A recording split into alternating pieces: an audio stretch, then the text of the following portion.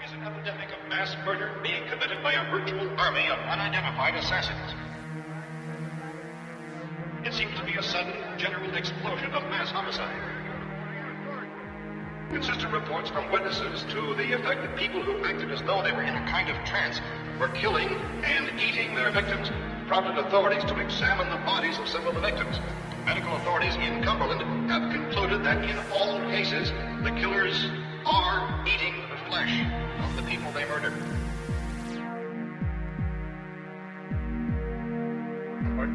Incredible as they seem, are not the results of mass hysteria. First eyewitness accounts of this grisly development came from people who were understandably frightened and almost incoherent. Officials and newsmen first discounted their eyewitness descriptions as being beyond belief. However, reports persisted. Medical examinations of some of the victims bore out the fact that they had been partially devoured. I think we have some late word that's just arriving, and I'll interrupt to bring this to you. This is the latest disclosure in a report from National Civil Defense Headquarters in Washington. It has been established that persons who have recently died have been returning to life and committing acts of murder. A widespread investigation of reports from funeral homes, morgues, and hospitals has concluded that the unburied dead are coming back to life and seeking human victims. It's hard for us here to believe what we're reporting to you, but it does seem to be a fact. When this emergency first began, radio and television was advising people to stay inside, behind locked doors for safety.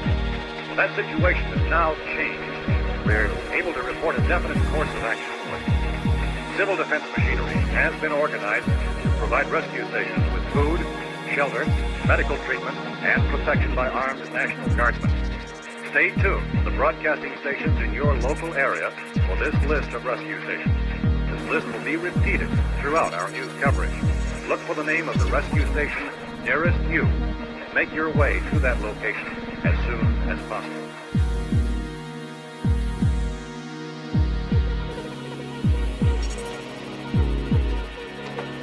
No longer seek occupancy in private residences, no matter how safe or well protected they may be.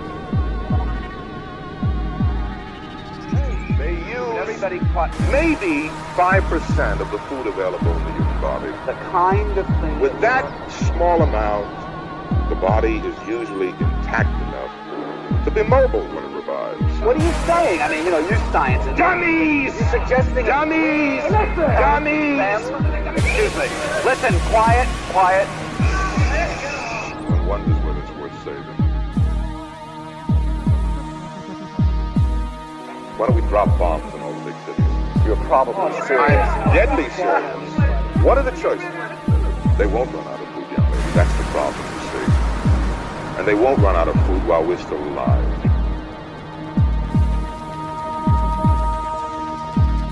We can lift you out to safety.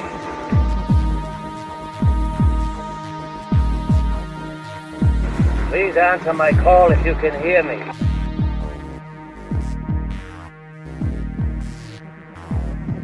We've got to remain logical. We've got to. There's no choice. It has to be. It's that or the end.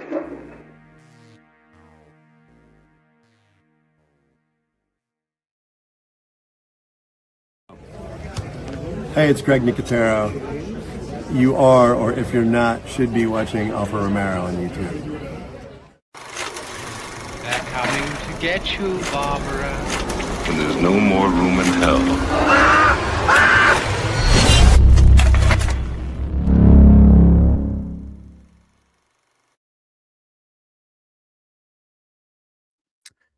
Hey, what's going on, everybody? Happy Sunday night to you all.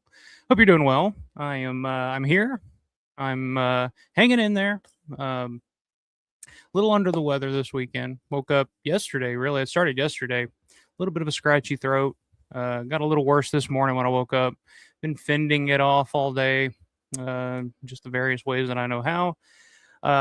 I'm okay now. Voice is okay, but if I start to crack, if I start to give out a little later on in the stream, my apologies. We'll see how long this lasts.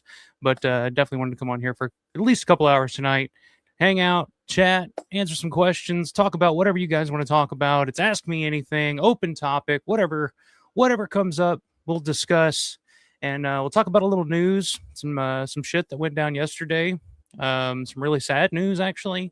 We can talk about a little bit. I don't know if you guys have heard it or not, but some sad news involving Tom Savini. Definitely wanted to touch on that as much as we can. I don't know too much. I don't know every detail about it or know everything that any more than anybody else does, really. But we can definitely talk about it. It's a really sad situation. Got a fun mystery package in the mail the other day from our boy Paul Farver. Shout out, Paul. Haven't opened it yet because I was going to wait and do it live here tonight in front of all of you. So I don't know what's in it. I didn't know he was sending me anything. So it should be fun. Should be interesting to see what the hell's in there. I got children screaming downstairs, so we can all enjoy what my life is on most days. But yeah, how's everybody doing out there? Saw some people chiming in here. We got a couple of new members, or returning members actually. Rick, the North Going Llama. What's going on, brother? Became a YouTube member. Back at it, man. I appreciate it. And Fat Pig the Conqueror back at it as well. YouTube member once again. Returning members. So thank you very much for that. Everybody check that out if you guys are not members. I recently, what was it, on Wednesday night? Did I do the? Yeah, Wednesday night did a members only live stream. It was really fun. It was basically just me going through eBay and buying something, basically winning a bid, going through eBay, checking out prices, and just going through stuff, looking to see what different collectibles and memorabilia go for these days. That was kind of an idea that I've always wanted to do. I did something similar to that like years ago, like when I first started the channel and didn't really know what the hell I was doing or what the hell I wanted to talk about. And I was like, well, that'd be something fun that I would be interested in, watching a hardcore Romero nerd go through eBay and just fucking look and see what's out there, what everything's going for now. So yeah, did that on Wednesday. Members on live stream, a lot of fun. Rich tearing up. So yeah, there's 2 tiers: Cellar Dweller, Ritz, whichever you prefer. But appreciate it, guys. Welcome back to the membership. Thank you. I appreciate your sponsorship.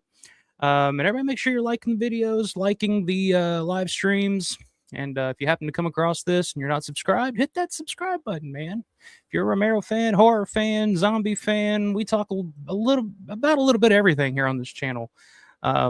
So if you like what you hear, like what you see, if you like watching some, damn near 40-year-old guy sitting in his super nerd cave, talking about Romero for hours on end, this is the place for you. So hit that sub button. Well, let's see. Got some questions already coming in. I'll hit these here in just a second. I'm putting a little star next to all of them, so I'll go through them one by one here. But I did want to say, what's up, Jeff? Down is up. What's going on, brother? Saw William Blasco is in the house. What's going on, William? Good evening. Yes, hope you're having a great Sunday as well, my man. I saw our boy Ed Trader Music and Entertainment's in the house. What's going on, Ed? Which check out his channel if you're a wrestling fan. My boy's been dropping some really killer Jim Cornette material. If you're a Cornette fan, that's always fun to put on in the background, like while I'm working. Like Cornette's just one of those guys that I can just put on and listen to and just kind of fucking soak in his insanity. I don't know, but check out Ed's channel. He's been posting a lot of really cool Cornette stuff here lately. We got Bonnie Bailey in the house. What's going on, Bonnie? Good to see you.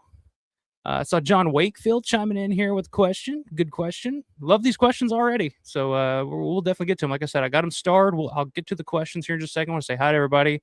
William with a question there. We got Grande's in the house, Grande's Graveyard, which I'll be on Grande's channel coming up this Thursday with our boy Matt Landrum, Drone of the Dead. We'll be talking about Paradise Lost, a topic that I'm really one of my other rabbit hole obsessions is the West Memphis 3 case from 1993 and the documentary Paradise Lost.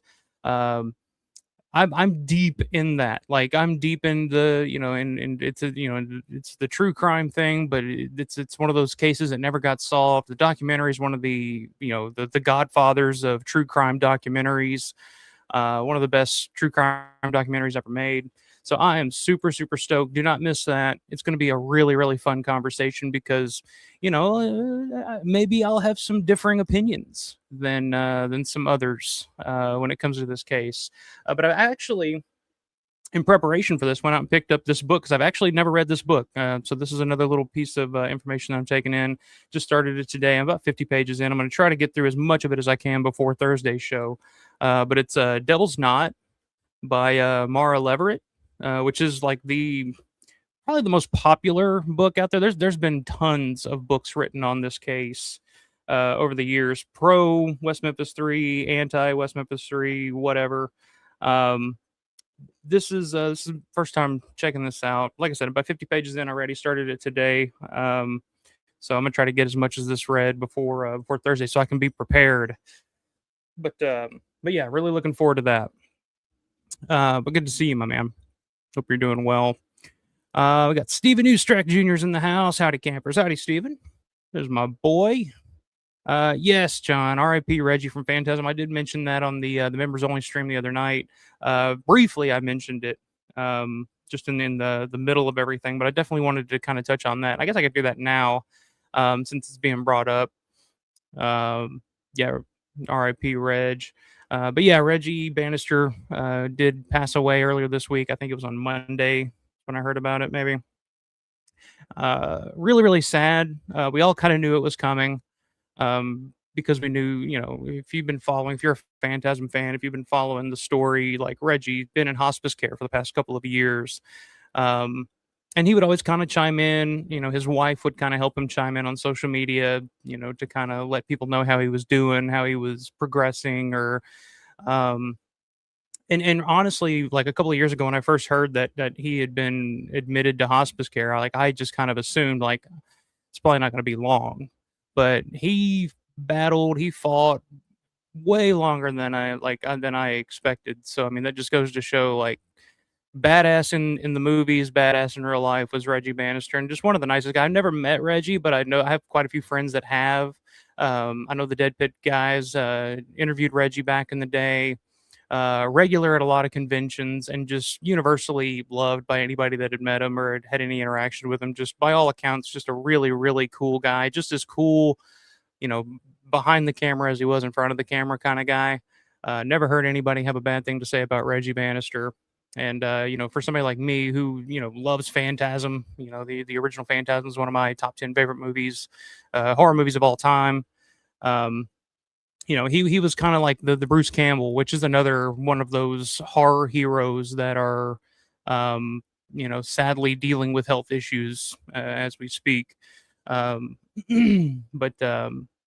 yeah, just he was kind of like the Ash or the Bruce Campbell of the Phantasm series after a while.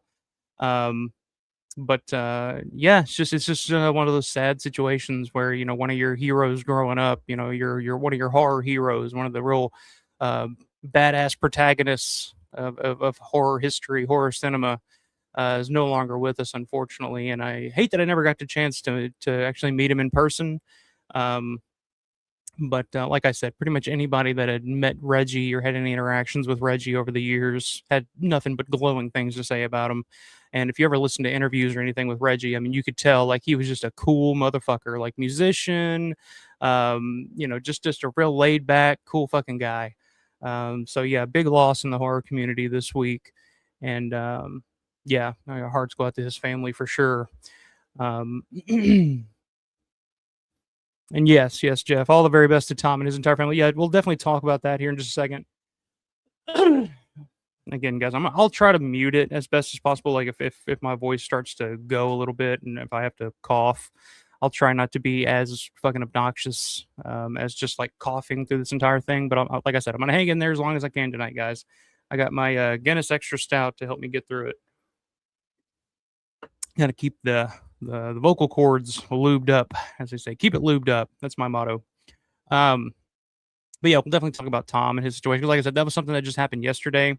Our buddy John Vulo was actually happened to be in Pittsburgh this weekend, oddly enough, which, I think he was actually there on the scene as it was happening at one point. So he's been kind of chiming in with some, um, updates and information. And like I said, I've just been kind of following the tweets and the posts and stuff from people that were close to the situation. And we'll definitely discuss that here in just a little bit. Let me finish saying hi to everybody, and then we'll get to your questions. So yeah, keep the questions coming. Like I said, I'm gonna throw a star by them, and we'll roll through them here. Anything, ask me anything, whatever you want. If you want to, I'm down to down to answer anything tonight. It's in. I bought some eBay stuff later that night. Yeah, you guys were a bad influence on me. You guys talked me into buying something, so hopefully I had the same influence on you. But yeah, there's some cool shit up there, man. That, like I said, that Dawn of the Dead Perfect Collection Laserdisc. Man, I was really, really wanting that sucker. I don't even know if it's still available. It may have already sold. I'd be surprised if it hasn't sold already because it was just at an incredible price for it's something you wouldn't find usually for that price. But yeah, it was a fun night. I love doing shit like that because it just you just come across so much stuff. And for those of you that aren't members, weren't there for the live stream, I did end up pulling the trigger for amazing price. I mean, it wasn't in the best shape, but for the price, I couldn't pass it up. I mean, it was like $35, and it was one of the Season of the Witch Vista video store posters. I don't have anything Season of the Witch poster wise. I have a Hungry Wives like promotional booklet that I have, and that's about it for Season of the Witch. So I needed something, and I just couldn't pass it up for that price. So,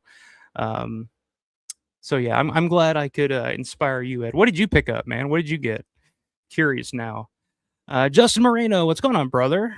I'm doing okay. I'm hanging in there, man. Like I said, I'm dealing with a little bit of crud. I got a little bit of the crud going on. My kids have had it over the past week or so, and I knew it was just a matter of time, but I'm not too bad yet. It's one of those that feels like it might travel up into my skull at some point and then back down into my chest. That's usually the way these things go. But right now it's just in my throat, and I'm trying to ward it off as long as possible, so we can do this tonight. But yeah, hope you're doing well too, man. Yeah, check that out, guys. Go Grande's Graveyard. Go sub, get ready for that stream because that's going to be a really fun one because it's one of my passionate topics that I've learned a lot about, love to talk about. Same for Landrum.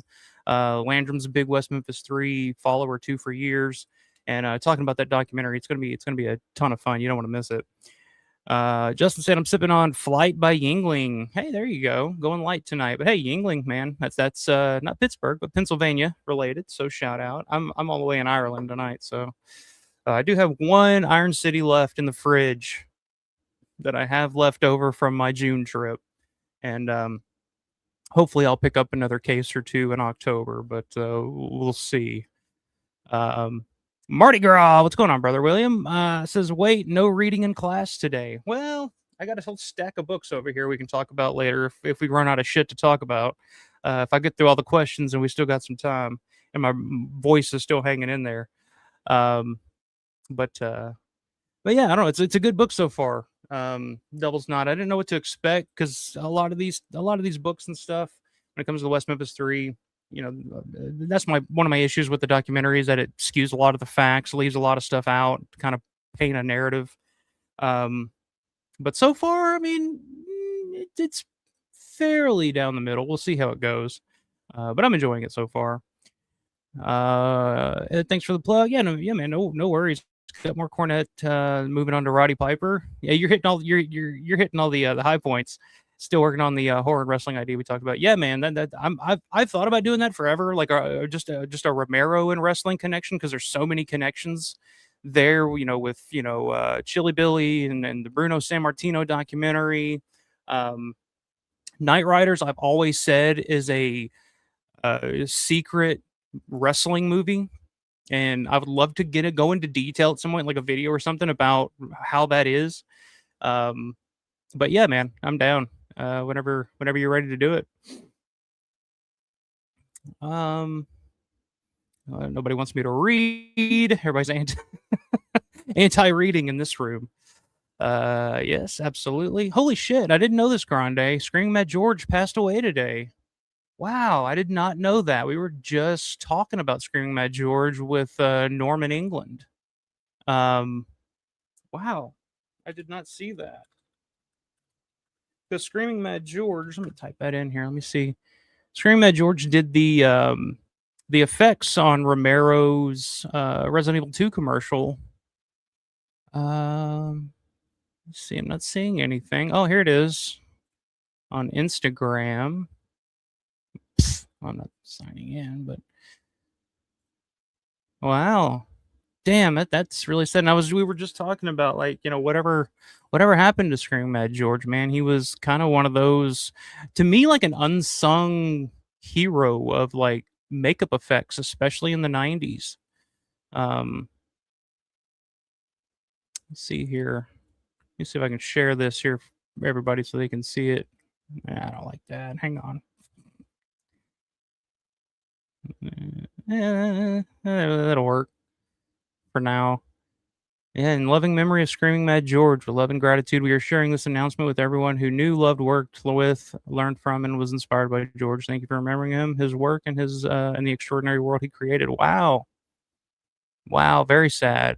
Fairly young too, man. So 56 to 26, he was what? 70? Wow. See, Screaming Mad George is one of those guys that I never associate with being old, but I guess he was. There's a long write up. I won't read it all here, but you can go check it out. It's on his Instagram, Screaming Mad George. Oh God, the hits keep coming, guys. Fucking hits keep coming. Yeah, R.I.P. Screaming Mad George. Shit. Well, I'll come back here. Now my screen's tiny again. Ah, there we go. So, man, in 1 week, Reggie and Screaming Mad George. Shit. Did not know that. Yeah. Exactly. Great effects artist, guys. And real, like I said, unheralded on a lot of his stuff. Society, a lot of the, like, Brian Yuzna stuff he contributed to. Freaked. It's one of those movies that I grew up on. Used to show on, like, Cinemax and shit all the time back in the day. Yeah, crazy. Yeah, R.I.P. R.I.P. George. Yeah, news to me too. Yeah, that's kind of what Norman was saying. He heard Screaming Mad George was in poor health, didn't know it was that bad. Yeah, that's kind of what George. He's because Norman was saying the last time he saw Screaming Mad George, I think he said that he was either in a wheelchair, had a walker, or something like that. So he knew that he wasn't in the best of health. But I didn't like you said, I didn't know it was that bad. Unfortunately. John Ox, what's going on, man? They're fading away, but thankful we've gotten to see their performances. Yeah, absolutely. Like I said, just mentioning Bruce Campbell earlier, with his cancer diagnosis, like it's really sad. Your childhood heroes, the older you get, the older they get, and yeah, like you said, they're just kind of fading away. William says Google says he died in February. We just saw the Instagram thing that was posted today, so can't trust Google or Wikipedia or any of those, Riverman, what's going on, brother? Todd says, do you like your women shaved your hair? I'll put a star next to that one. We'll get back to that one. But you know what? God damn it, I'll answer it. I don't care. I'll go ahead and answer it now. I don't do the bush. That ain't for me. I'm not against it. I'm not like, oh, I can't, but preferably I like it, cleaned up a little bit down there, But that's just me. But thanks for the question. That's a good question to start things out tonight. Thanks, Todd. But hey, ask me anything, so I have to answer it, I guess. So to keep my word. That's a Marty Gras. Interesting question. What was the runner up to the Alpha Romero channel name? It's a good question, actually. I had a couple of different, because like when I started this channel, it wasn't with the plan to really do much with it, like video, live stream, anything like that. It was more I already had the channel that I would just kind of upload just random stuff. every now and then, like, once or twice a year, maybe, that I just wanted to upload. Mainly if I wanted to upload it to have it to be able to view it whenever I wanted.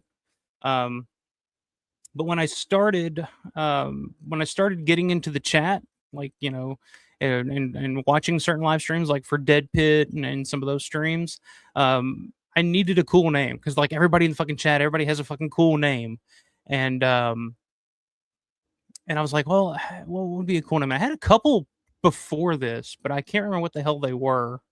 I'm trying to remember.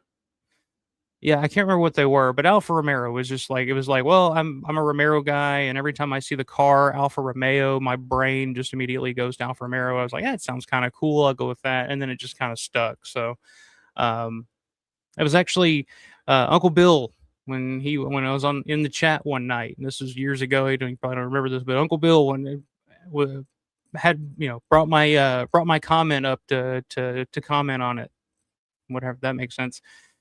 And he was just like, Alpha Romero. Oh, that's a cool name. Damn, that's a badass name. And I was just like, okay, that's all the, that's all I needed to know. Okay, all right, this is a good name. I'll stick with it.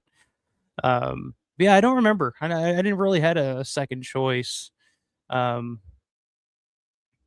don't know. It just kind of was what it was, and it just kind of stuck. Psycho Street Bum. What's going on, brother? Hope all is well, dude. Hey. I got the poster right back here, framed on the wall where everybody can see it, man. I love that thing. Thank you so much for that, man. I appreciated that. The gifted to me at the Days of the Dead in Indianapolis. That stuff, like, anytime anybody gives me something as a gift, it just blows my mind. I'm like, why would you give me something? Like, what do I do? Like, I don't deserve this. But like something, when a cool gesture like that is just it just blows me away. So it's got to immediately go up because it just makes me happy. It makes me feel good. So, man, thank you so much, man. I appreciated it, and hope all's well with you too, man.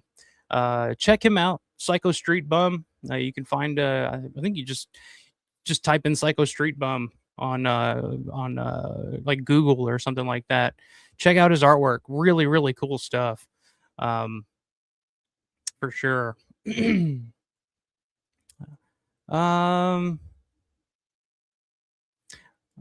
I'll come back to this question. I mean, I guess I can answer it now because I don't have any thoughts on James Wan's filmography because that's just I don't even. What are some of his movies? Like, that's just not a name that I really. Let me look it up. Anything, because he's the guy that did like Saw and shit like that. I hate Saw. Did he do The Conjuring? Was that him too?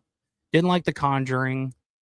Insidious. I've never seen Insidious. My thoughts. I have no thoughts. Basically, let me see here. His IMDb. What has he done? Writer on Saw. Okay, is he? Where's his director? So he's only directed 15. Aquaman and the Lost Kingdom. Never seen it. Malignant. Never seen it. Aquaman. Never seen it. MacGyver. Never seen it. Conjuring 2. Never seen it. Furious 7. Never seen it. I can already say, like, he's just not my cup of tea. Saw, didn't like. Never liked any of the Saw films. Dead Silence, never saw. Death Sentence, never saw. So yeah, I can't really speak on that. I haven't seen hardly anything that he's ever done. So yeah, I don't really have an opinion on James Wan. To me, there you go. Who is truly my favorite cousin? It's an interesting personal question, Alex. What's going on? God, that's a good question. I really don't have a favorite. I hate them all. I hate them all equally. So can't stand any of them.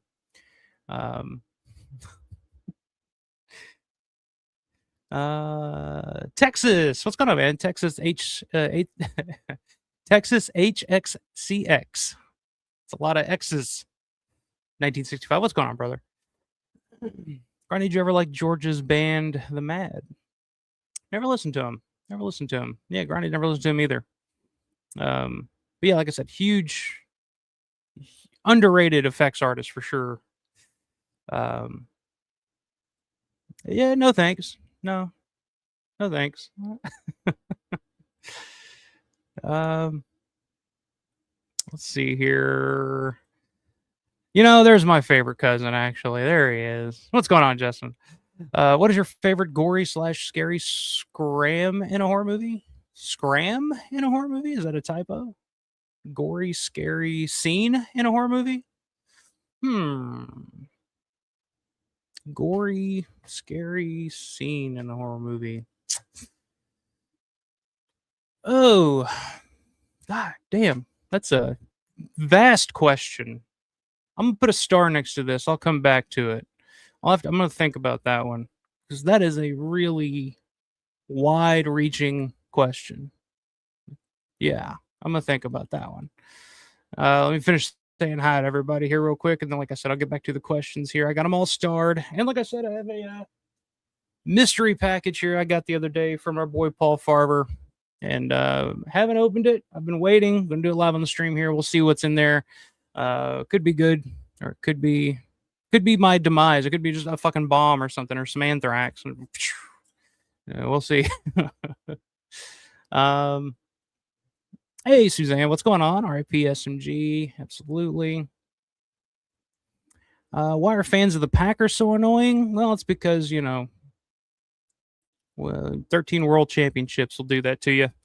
Yeah, it is tough coming up with a kind of a catchy name, a name that you kind of want to stick with. Like, that's always been a thing. Like, even when I was playing music and in bands and stuff, that was always the hardest thing to come up with, is just like, what is the band name? Because you're going to be stuck with it. It's got to stick. Like, it's got to play. Because you don't want to be those bands that, it comes with a stupid name and then you're kind of stuck with it and you can't really change it.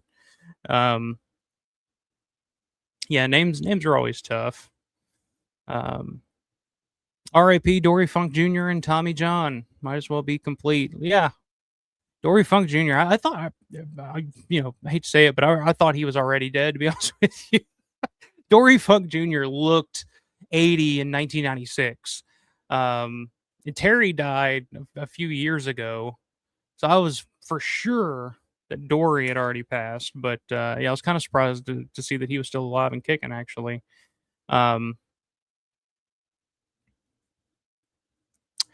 Suzanne says, what is your name? What is your quest? What is your favorite color? My name is Michael. That is my actual Christian name, God-given name. What is your quest? It's a deep fucking question. I don't know how to answer it, to be honest with you. Favorite color? Neon green. I don't know if you can tell by the logo. But neon green, I've always loved neon green ever since I was a kid and watching wrestling, and Degeneration X came out and their colors were black and neon green. And I've always thought that was just the coolest looking fucking color. So I would go the combination of black and neon green, hence, the color scheme on the logo there. But my quest, that's an interesting question. Expand on that. What do you mean by quest? What is my quest? I don't know if I have a quest. What is your quest? Interesting. I love that name. Yeah, much appreciated to you, man. I really appreciate it. That was really, really cool of you.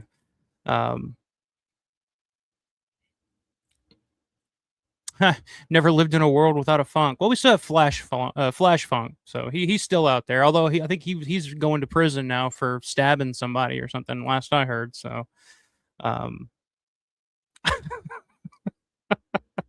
The funks are in a funk, as they say. All right, questions. I'm gonna hit the star. I'm gonna put a star next to the questions, and I'll get to them in order because there were some at the beginning that I need to get to. But I just want to finish saying hi to anybody I haven't said hi to yet. Mark Pritzlaff, thank you very much, man. I appreciate it. Love the channel and all the hard work you put into these. Thank you. Well, thank you, man. It's literally a labor of love. Like, it gives me purpose throughout the week. I don't know how to explain it. It's something a little extra. It gives me a creative outlet, and it gives me a place to come and talk about my favorite subjects, and just get to hang out and find cool, like-minded people like you people that I've never had to talk about this stuff with on a major level. It's like my cousin Justin and stuff. Like we grew up watching these movies and stuff, and talking about these movies and stuff. But growing up, it's hard to find like hardcore horror fans, Romero fans. Where I grew up, Kentucky, and now in Indiana. I mean, Indiana maybe like Evansville's a little bigger, there's a little more a little more going on, but being a horror fan in Hopkinsville, Kentucky, growing up, it was like you might as well have been a Satan worshiper or something. So, but yeah, thank you very much, man. I really really appreciate it. Let's see questions about stars. Blah, blah, blah, blah, blah. All right, let me go back to the questions here. We'll start from the top. There's still any up here? All right, we'll start here. John Wakefield, Alpha, what is your favorite non-Romero horror film? Well, actually, before we get into this, well, I'll get into it here in just a second. Because I do have the story here to pull up. I don't know. Do you guys want me to start? I'll throw it to you guys. You guys want me to start with the questions, or you want to touch on what's going on with Savini? For those of you that don't know, I'll touch on this because I don't want to spend too much time on it because, like I said, there's not a lot of news to report. It's a story that kind of happened yesterday at Savini's house in Pittsburgh. Kind of broke. I saw somebody post about it on Twitter, or maybe it was on Facebook. I can't remember, but as it was happening, so apparently a fire broke out at Tom Savini's house yesterday. Luckily, everyone is safe. Nobody was injured or perished in the fire. Thank God. He did end up losing his 2 cats, from what I've heard, sadly. But I did want to mention that. And like I said, it's not a total loss. The house is not completely gone.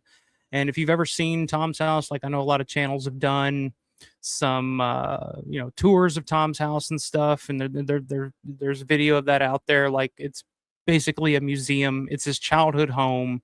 He's lived there his entire life.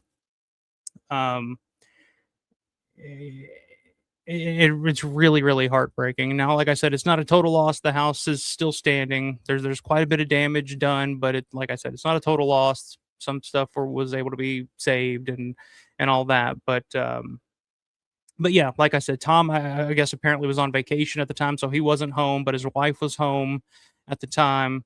And yeah, apparently electrical fire, I guess is what they're saying it was, broke out in the home. And luckily, fire department was able to respond fairly quickly and control the blaze and save as much as they could. And like I said, if you've ever seen Tom's house, it's a museum of like his life and career, just tons and tons of stuff that he's collected over the years in his house. I mean, just from George's movies, from every movie he's ever worked on, just stuff that he's purchased over the years, his artwork, masks that he's made over the years.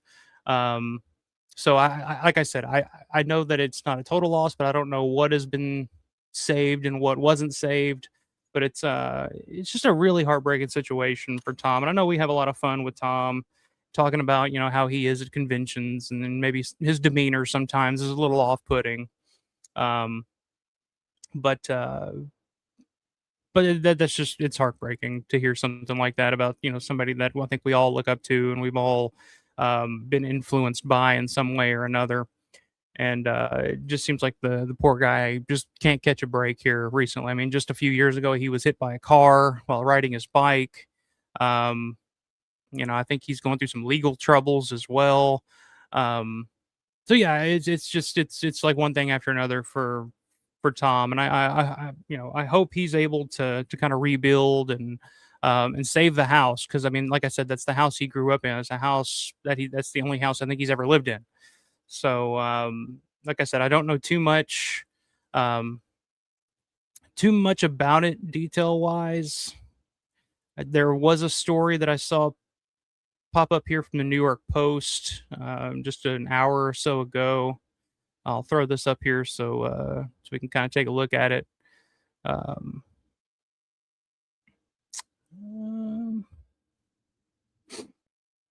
I can figure out how to work my screen here. I'm going to be over here. move here. So yeah, this is the New York Post article about it. Moment Dawn of the Dead actor's home burns down as firefighters battle blaze, devastated. Dawn of the Dead star Tom Savini's childhood home went up in flames Friday, leaving the horror legend devastated. Footage outside the 79-year-old actor and special effects artist's Bloomfield, Pittsburgh home shows black smoke billowing as firefighters battle the August 15th blaze. 2 ladders can be seen perched against the porch of the house as crews work at the scene, while a bystander appears to break down in tears nearby. Yeah, and there's a shot. There's actual video of this out there. It looks really, really bad. Like I said, I don't know how much damage the home has actually suffered, but I mean, it's it's not good. And I think Dan of the Dead over on the Alpha Romero Discord yesterday made mention, usually when firefighters are putting out a blaze like that, the stuff that they use to put it out with can also damage a lot of the stuff as well. So just really, really, really sad situation. But like I said, thankfully nobody was hurt. No injuries, no casualties. Unfortunately, Tom's 2 cats, I guess, didn't make it. But his wife, says Savini and his wife Jody escaped unharmed, and firefighters managed to put out the flames before the entire home was lost. So that's good. Here's a quote. Unfortunately, the Tom Savini home did catch fire today. Tom and his wife are safe. There was damage, but luckily the amazing firefighters of Pittsburgh were able to put it out before everything was lost. A post sharing of the news of the fire said, I think that was a post. It's either Jason Baker or Christopherakis. I think I saw that post. Thank you to everyone who reached out with their concerns. There's another photo of the firefighters fighting the blaze. Savini told a source he is devastated in the wake of the fire. The house has deep roots for the Pittsburgh native who was born and raised there in the city's Italian Bloomfield neighborhood. The home has been in his family for generations, passed from his grandfather to his father and then to Savini. There's a photo. I believe that's Tom's wife there, who, like I said, luckily was able to escape unharmed. But yeah, just a really, really sad situation all around. Tom Savini had a fire in his home last night. Thankfully, nobody was hurt. Weekend of the Dead's Facebook page stated, everyone at Weekend of the Dead is thinking of Tom and Jody at this sad time. This is Tom's childhood home and his passed from his grandfather's father and himself. Yeah, we know who Tom is. We know who the fuck Tom is here. Legend. But yeah, just really, really, really, really sad situation. Like I said, thankfully everybody is safe. Everybody's okay. And it just, it just really makes you think, this shit can just happen, like house fires, especially, I mean, it's an older home, obviously. But you gotta be prepared for such things. Cause I mean, it can happen at any time, like a house right down the road from me, big, beautiful, brand new looking house, got up one morning going to work and just saw it just in flames. And you're just like, how the fuck does that? It's just like, it could be the smallest little thing. I don't think they suspect, like I said, I think they're from what I've heard, they're saying electrical fire, just from the stuff that I've heard, but I don't think there's any like arson or anything that's being suspected here. But yeah, just really, really sad, and just just one of those houses full of memories and full of, like I said, a collection of Savini's life and his life work in that house. So yeah, hopefully most of his stuff, most of his life is preserved and not too damaged. But yeah, it's just one of those things where you just never know. But like I said, thankfully the most important thing was everybody's okay, everybody's safe, and now I guess the rebuild process begins for that. I don't even know how you start with something like that, but yeah, our thoughts with Tom for sure. Like I said, just one of you're a horror fan, like Savini is one of your heroes. Whether you had a bad experience with him at a convention or not, he's the fucking man. And I've always said,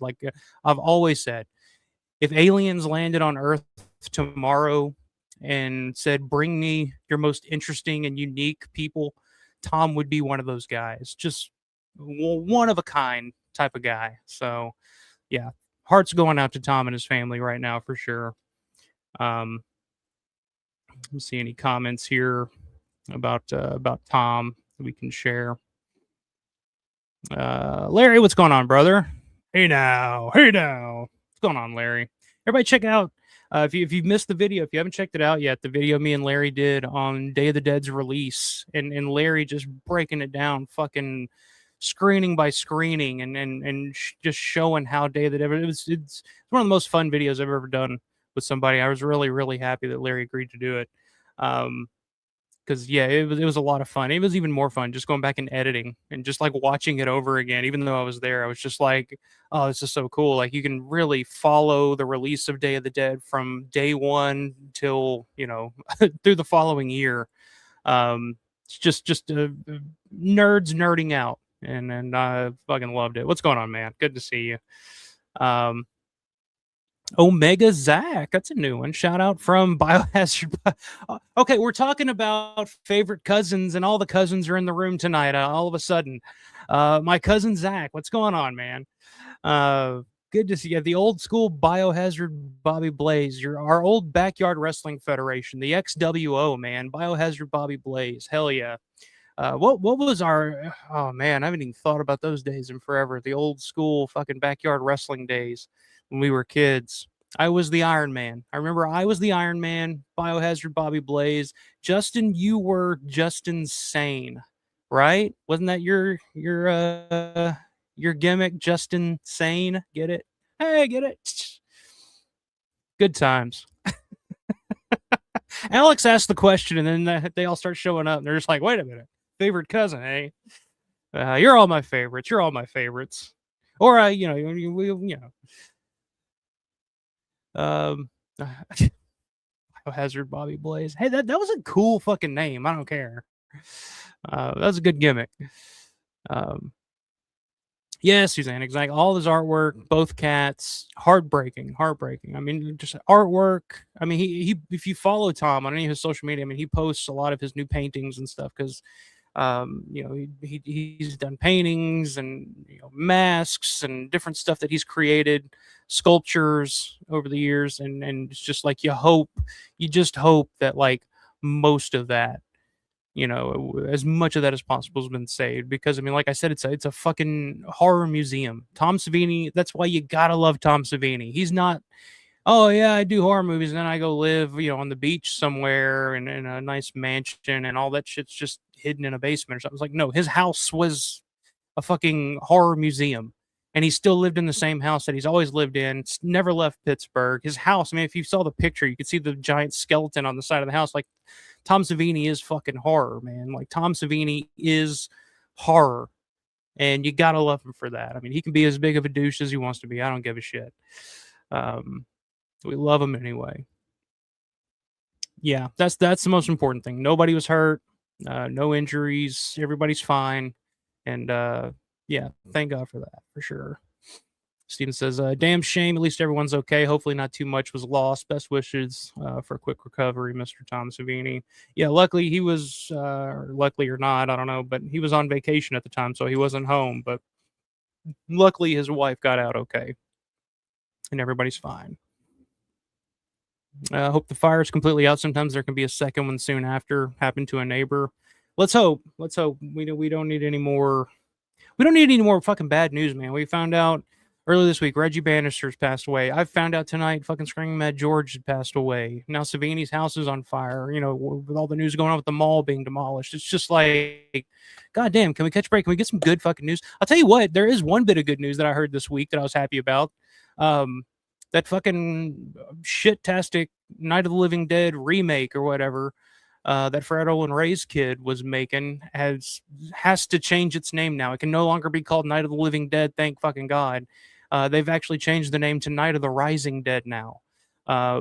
because apparently Image 10 now has the right to deny anybody to have the use of Night of the Living Dead. So you can't just make a movie and call it Night of the Living Dead anymore, which is great fucking news if you're a Night of the Living Dead fan, because I need another Night of the Living Dead remake, or 2-bit Night of the Living Dead sequel. Like, I need a fucking hole in the head. And the book's coming out this week, so there's some Night of the Living Dead. There's some good news coming out, thank God. But yeah, there's everything else. It's just like, god damn. Like, can we get a break? Can we get a break? Rick, hello all. Good to be here. What's going on, Rick? The North Going Llama. Good to see you, my man. It says if we're lucky, the fire was more in the kitchen area and not in the other areas. There's more stuff. Yeah, let's hope that. It said it was on the first floor. From what I read, it was mostly contained to the first floor. So, yeah, we don't know yet. I don't even think Tom has actually put out a statement or anything that I've seen so far. So, Rick saying this is awful. Glad no one was hurt or killed. I survived a home fire back in January 2014. It was awful. Yeah, I can't imagine, man. We're susceptible to tornadoes around here, so that's another big thing too. Brandon Salisbury, what's going on, my man? Good to see you. Yeah, we were just talking about this. It's been a sour day between Tom's house burning down and now hearing that Scream at George has passed away. Apparently, he passed back in February, though was only just confirmed, I guess. Yeah, that's what we were saying in the chat a minute ago. That Google's saying that he passed away in February, but they I guess just recently posted about it. That's kind of interesting because, like I said, I just had Norman England on the show a couple weeks ago when we were talking about his new book on the set of Resident Evil 2, and we were talking about Screaming Mad George. Whatever happened to Screaming Mad George? What's he doing these days? With no idea that he had passed away, or like I heard, we heard that he was kind of not in the best of health, but we had no idea that it was that bad. So yeah, like I said, it's just shitty, shitty news all the time. Nobody messes with Bobby Blazin. It is, yeah. That'd be like your fucking stoner gimmick, Biohazard Bobby Blazin. There you go. Larry saying thanks for having me on that show. It was cool to spread some knowledge. Yeah, man, I had a lot of fun with that one. And I still want to get you on for locations, stream, video, something here, because nobody knows fucking Romero locations like Romero locations. And that's a topic that I love to dig into with you as well sometime. So stay tuned for that. Yeah, I knew it. Justin Sane is correct. I still think I had a concussion from the Black Hawk Down. Yeah, I think we all have some lingering issues from that time period. I feel it on certain days for sure. Yeah, we'll just have to bring it back for the return ladder match to see who comes out on top as the favorite cousin. Although I think the one I wouldn't fuck with now is my sister, man. My sister, like, she had to grow up getting slung around and beaten by us boys growing up all the fucking time. She's tougher than all of us now. She'll whip the fuck out of all of us now. So, Blake Allen, what's going on, man? Glad to catch the live stream. Glad you could catch it, man. Good to see you in here, always. Yeah, we touched on Reggie, passed away on Monday. Again, another huge horror hero that is no longer with us. But like I said, man, he fought long and hard, and just the way that you would expect somebody like fucking Reggie Bannister to fight. He wasn't going down without a fight, and he fucking, like I said, lasted way longer than I expected. So that's a testament to how much of a badass Reggie was. There we go. Let's do that. Everybody's backyard wrestling names back in the day. Let's hear them. Ed says, memory unlocked. My wrestling name was Mason Anderson because I had a beard at age 14. The long lost Anderson brother. There you go. I dig that. That's a good name. I dig that. Yeah, that's not a good name, Fat Pig. Night of the Rising Dead is an awful title. Yeah. And we were talking about this the other night on the Revival House show. That's literally, they have nothing to stand on now to draw any kind of interest for that fucking shit show of a movie now. That they can't call it Night of the Living Dead anymore. Like, nobody's going to give a shit. Like, yeah. Yeah, Brandon's saying, good, glad Image 10 has some control over their property between that and the legal issues surrounding Return of the Living Dead. Yeah, heard about that this week too. Apparently, Steve Walsh actually doesn't have the rights to that, so that's all up in the air. So who knows what's going on with that fucking movie? A lot of rights issue news here lately. Some mostly for the good, actually. So, yeah, a lot going on. Yeah, well, let's do it, man. We'll do it soon for sure. Too many chair shots made Alpha a Martin fan. Don't start with me about the fucking Martin shit, or I will finish. The rest of this fucking stream will just be me talking about how amazing and how Martin is the greatest vampire movie of all time. And I'll just sit here and I'll just show you guys my Martin VHD all night. I don't care. I don't care. I'll do it. Don't fucking tempt me. Which, speaking of, we did a Martin fan commentary last week, and that Steven absolutely loved every second of. So if you guys haven't checked that out, go back, check out last week's stream. It was a lot of fun. Brandon Sands, always a good time here. Looking forward to Living Dead weekend and weeks to come. After September, I'm going to need a drink. Yeah, I'm surprised. I'm surprised you got time to be on here to fucking bullshit with us. Brandon's currently in the works on a pretty badass looking Resident Evil fan film, a film that I am far more interested in seeing than the actual Zach Kreger Resident Evil. I saw the new trailer for that here recently too, and it gave me even less hope. I was like, what is this? Like, I get it. Maybe it'll be a fine horror movie. Maybe it'll be a fine Zach Kreger movie, but it's not a Resident Evil movie. It's not what I wanted a Resident Evil. You can call me a fucking, like, maybe it's the Resident Evil movie for the new generation. I don't know, but I'm a fucking boomer when it comes to Resident Evil, and I want stars and the Nemesis, and I want Jill Valentine, Claire Redfield, and Chris Redfield, and Barry Burton, and give me those guys. I don't give a shit about some kid delivering fucking pizzas, running from house to house. Like, I don't give a shit about that. Come on. I'm old school. But that's what we're getting with Brandon's fucking movie, man. I'm excited. Fatpig saying Robert Carradine's family is suing UCLA for wrongful death and elder abuse. Interesting. I haven't heard of that. That's interesting. Brian says, I still have a VHS tape with me backyard wrestling back in the early 2000s. I still have mine around here somewhere. I have some on a DVD. I have some old tapes.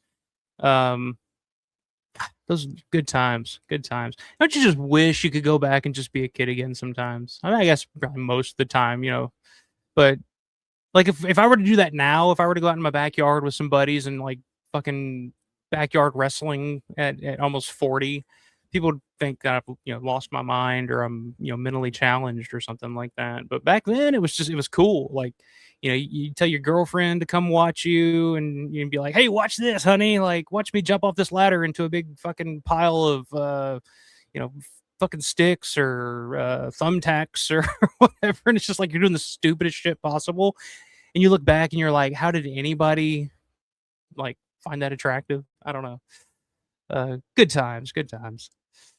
Larry saying, I've been friends with Screaming Mad George for like 15 years on Facebook. He was super nice. He used to wish me a happy birthday and everything and comment on my post years ago. It's sad. Yeah. Like I said, didn't know that he had passed away. It's really, really sad and really unfortunate. I wonder if Norman actually has heard about that yet.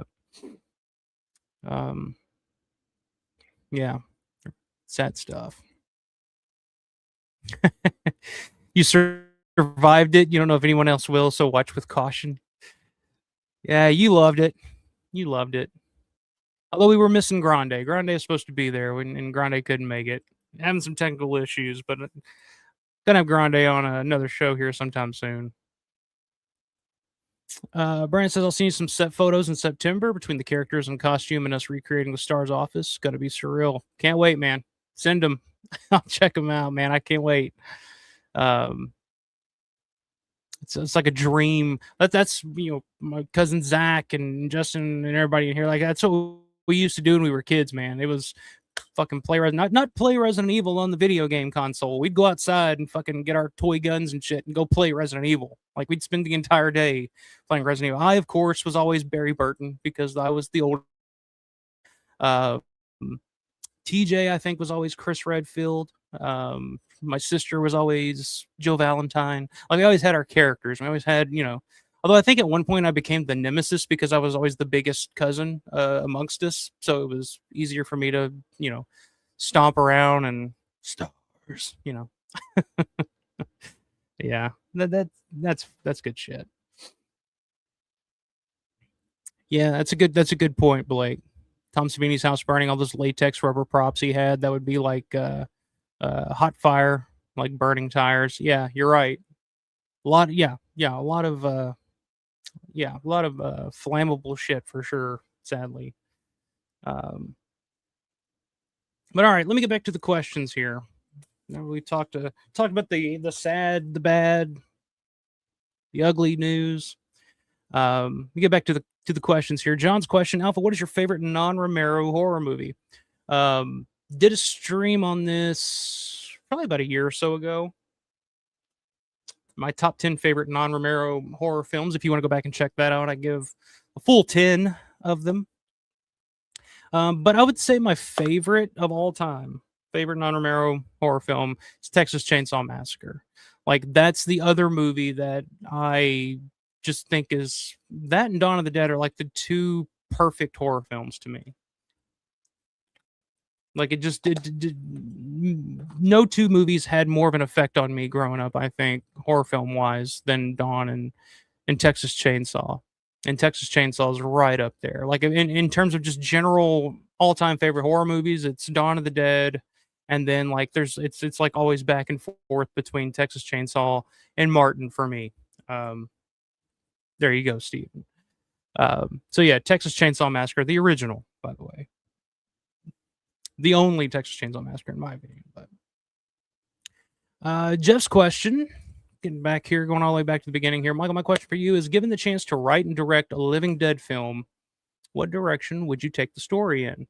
I've touched on this before, but I've always, like, my dream project now, like, if I just had, it's a project that nobody would want to see. It would not be the most marketable fucking direction to take the franchise in, but I've always wanted to go back and do like a prequel to Dawn of the Dead, like starting like right before everything, like the shit hits the fan, working all the way through the the first reports of it, and leading all the way up to where the movie begins. Like, I would rather do a prequel to Dawn of the Dead. Like, everybody talks about a sequel to Dawn of the Dead. It's like, what happens to Peter and Fran after they leave the mall? Like, I don't give a shit about that. Like, maybe I'll touch on that like at the beginning. It's like a prologue of like them. Like, my idea is they make it to Three River Stadium in Pittsburgh. That's as much gas as they got before they have to land the plane. But it's a perfect spot to fucking hide out. Land the plane on the 50-yard line. You got the stadium all sealed off.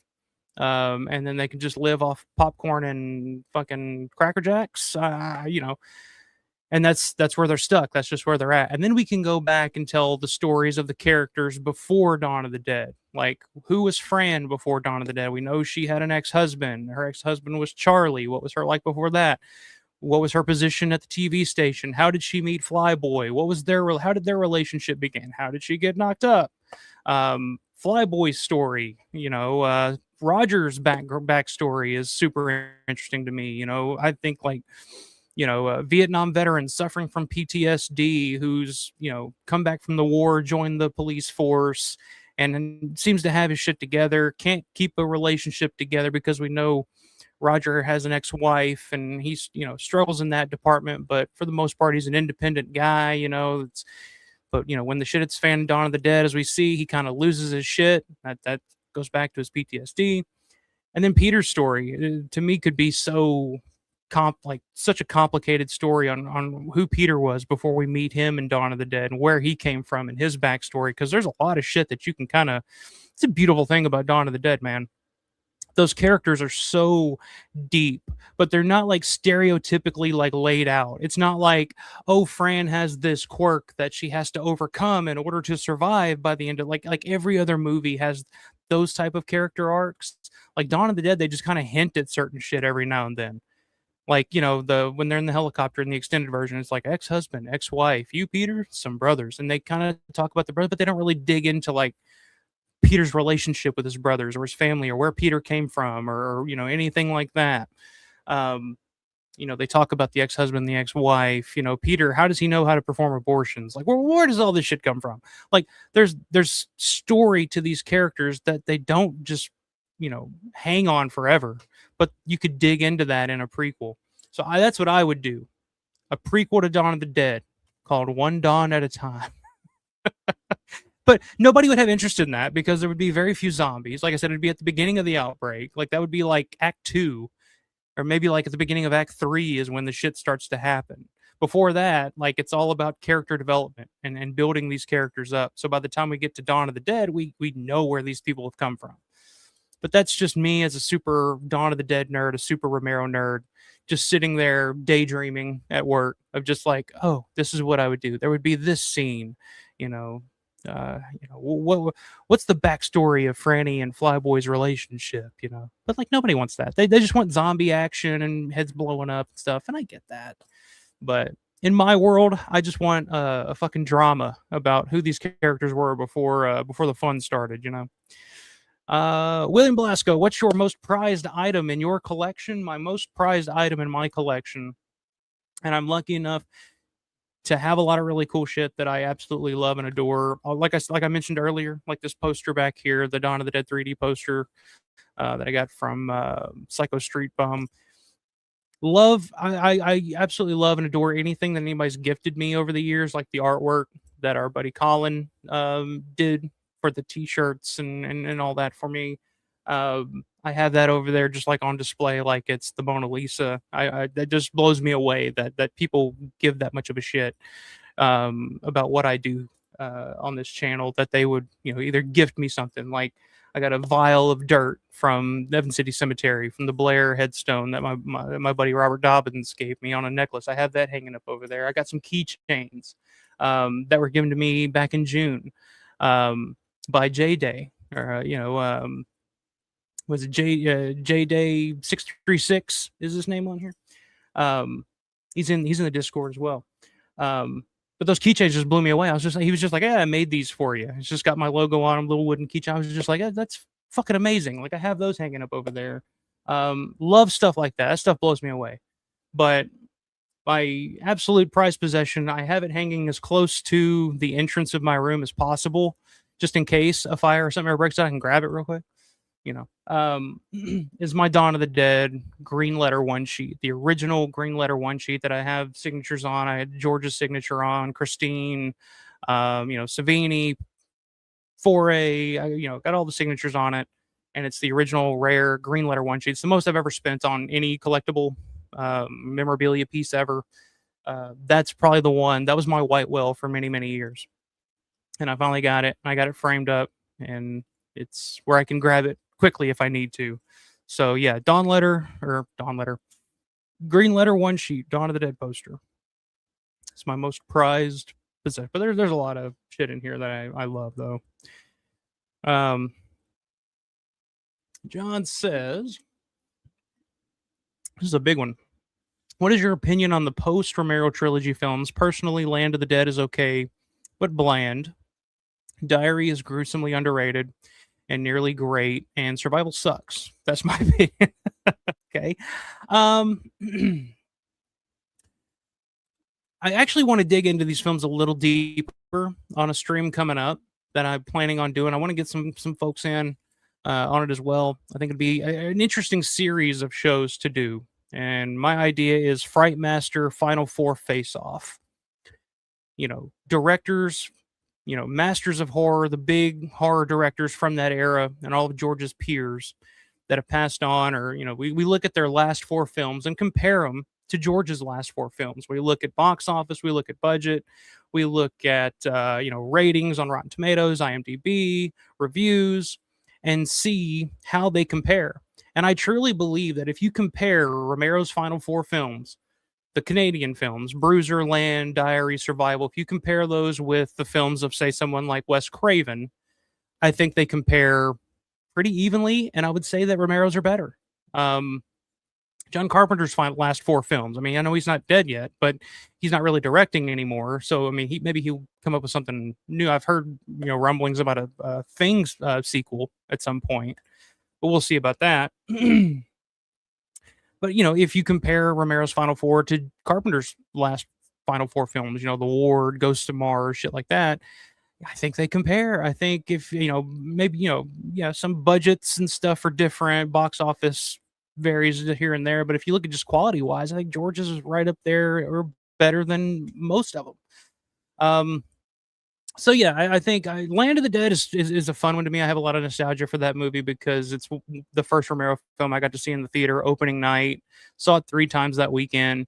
It has issues for sure, but I say it all the time. If it wasn't a George Romero film, I think it would be looked at in a far more positive light. There's a lot of good ideas in that movie. There's some fun dialogue in that movie. There's some fun performances in that movie. I know people aren't a huge fan of Simon Baker. But outside of that, I think Dennis Hopper's fun. I think Robert Joy is really fun in that movie. It's a fun movie. It's one of those movies that when I show somebody that's maybe not a huge Romero fan or maybe not a huge horror fan, if I'm trying to show them a movie, they're just casual fans maybe. Like they tend to always enjoy Land of the Dead. So except for Jar Jar, our old Big Daddy, the Jar Jar Binks of fucking the Romero Dead universe. That's some pretty cringe shit at times. But outside of that, there's a lot of good ideas and some good effects and some bad CGI in it. I'll say that. But for the most part, I enjoy Land of the Dead. Diary of the Dead, I do agree, is underrated. I want to go back. I want to watch that again. I haven't watched Diary in quite some time. But I remember when I first saw it, I saw it with Justin, my cousin Justin, who's in the chat tonight. We saw it in Dallas at the Texas Frightmare weekend. We saw that in the theater at the Alamo Draft House, and I loved it. First time I saw it, I was like, "Wow, this is exactly what I wanted." Like independent George, low budget, on location film. Yeah, it has some quirky shit to it too, but I think for the most part, like it worked. But the other thing I always talk about that I had an issue with Diary of the Dead originally was that doesn't make any sense. It's like, yeah, it kind of bothers me. Like, why in the middle of all this, when your friends are being attacked by zombies or something horrible's going down, like this guy's just filming it the entire time? Like, that just seems so unrealistic to me. And at the time in 2008, that was pretty unrealistic. It's like, yeah, you'd put the camera down and help. Fast forward to today, and that's exactly what we see. Tim Dillon on his podcast the other day was talking about this. About there was a guy on the beach filming some people rescuing a guy from drowning on the beach, like fighting for their lives, and there's just this guy standing there filming the entire thing, not trying to help or do anything or get help or just filming it for the whole fucking thing. It's like, and now in a time of crisis, we need somebody, one person, to fucking film it. Like it must happen, because Lord knows we need clout and likes and all that shit on social media now. So George was ahead of his time on Diary of the Dead. He saw that when you hear Elon Musk come out and say like about X and say when he says like, oh, we are the media now, we are the media now. George was saying that shit. You go back to interviews from 2008, 2009 when Diary of the Dead came out. That's what George was saying. He said we're heading to a period where we are the media, and that's what Diary of the Dead is about. Like misinformation and the only information we're getting is the stuff that's being uploaded from eyewitness fucking people. So it's like, yeah, it has its issues for sure. I mean, it's a low budget zombie film. Yeah, it has its issues, but the idea is there. And Survival, I think, it's kind of underrated too. I think there's some good stuff about Survival. That's another one I want to go back to and revisit because it's one I haven't watched in a while. But yeah, again, there's some quirky, funky shit about it, but I think there's some good ideas there as well. I think it's shot beautifully. I think it's because it's shot digitally, and I think it has a very digitally shot look to it. But I think if you just kind of look past that, if you can look past that, I mean, it's a beautifully shot film. Like it looks fantastic. So yeah, if I were to put them in order of like favorite to least favorite, I'd probably list them as they came out: Land, Diary, Survival. But Diary's like right there. Like I in no way dislike Diary as much as a lot of people. But hey, that was a big question. That was a big answer. That's what we're here to do tonight. Damn it. Feel like your women shaved her hairy. We've already answered that one. Speaking of shaved her hairy, thoughts on EO Sky, Grande's Graveyard? I don't care. I don't watch a lot of the modern wrestling, especially a lot of modern women's wrestling. I know, oh, this is sexist or whatever, but like most of it's awful. There's like one or two decent female wrestlers out there that can actually like work and tell a story in the ring and emote, and I've seen a little bit of hers. She's very athletic, but it's not not one of my favorites. But that's the problem I have with a lot of modern wrestling is everything just seems so choreographed. They laid every goddamn thing out before they went out, and they're just going through. Okay, now here's the part where we lay here for a while and we make bad acting choices, and it's just like, it's just it ain't for me. You know, you see a Roman Reigns match now, and it's like most of it is just him like reciting dialogue in the middle of the match. It's just like, just give me Bret Hart versus Steve Austin, fucking WrestleMania 13. I'll watch that any day of the week over anything I've seen in a while. Getting back to this one, favorite gory / scary scene in a non-horror movie. Okay, all right, I misread that, so that kind of narrows it down a little bit. Non-horror movie. Fuck, maybe it doesn't. That's kind of hard. I gotta think non-horror film. Well, I mean, does science fiction count as non-horror?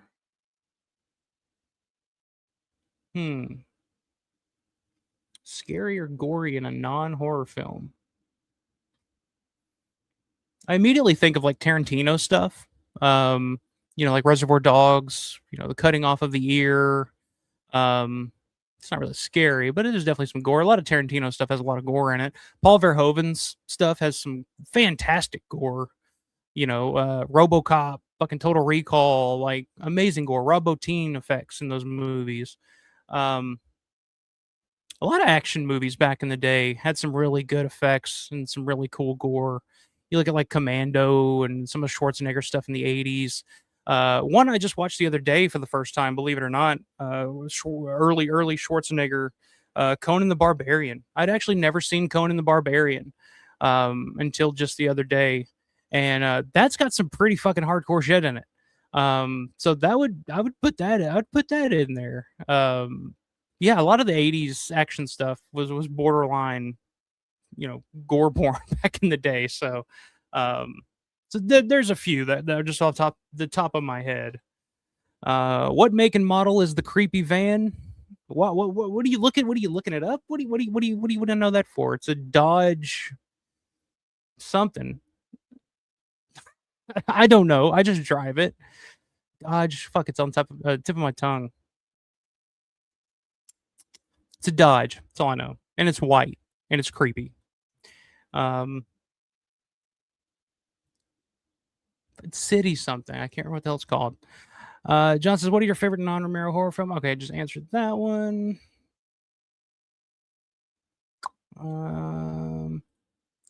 Favorite channel guest? See, you trying to get me in trouble. Obviously, you, Grande. But other than you, I'll think of something here. Favorite channel guest. I love having Norman on. Love having Larry on. Vulo is always fun because I always learn something new when Vulo's on. I just love to just let him go and fucking drop knowledge. Landrum's always fun to have on. Paul is always a fucking blast to have on because you never know what the hell's going to happen with him. He could get up and take a piss on Mike before at any time. You never know it. I don't know. Andy's always fun to watch fucking old shitty horror films with. Like, that's a tough question. Then I have to like solo somebody out or leave somebody out. But for political reasons, I'll say Grande. Grande is always my favorite to have on the channel. But everybody's great. I would say like the one and dones maybe. Not one and dones. I mean, they can come back whenever they want. But the ones I had that have been on once that I haven't had back yet. I had loved talking to Felsher. That was always a kind of a big goal of mine was to talk to Felsher about Romero. Like I said, Norman. Always love having Norman on. Kind of go back through my Rolodex, through my memory of who all I've had on, but I've never had a bad experience. Anybody I ever have on, it always turns out, because I always worry about that sometimes. Where it's just like you have somebody on, like people that like I don't know too well, that I never really had anything like Orion Trips. That was a fun conversation because he's a young kid, loves fucking movies. Huge Dawn of the Dead fan. Loved the stuff that he does on his channel. If you guys haven't checked him out, Orion Trips.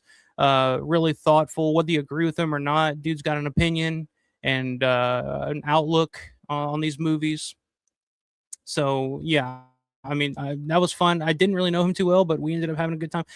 Pretty much anybody I've ever had on, they always bring something interesting and something new to the table that I always enjoy. So that's a political answer, and we'll go with that one. Any upcoming movies you're looking forward to more than others?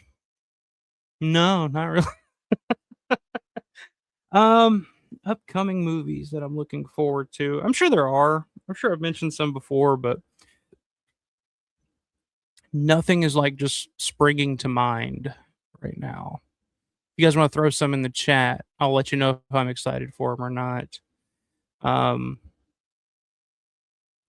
There was one that I saw a trailer for the other day. I can't remember what the hell it was. I do see stuff sometimes though where I'm like, oh, I definitely want to see that. And then whether I get around to seeing it or not is always a 50-50 shot. But yeah, I don't know. Throw some in the chat.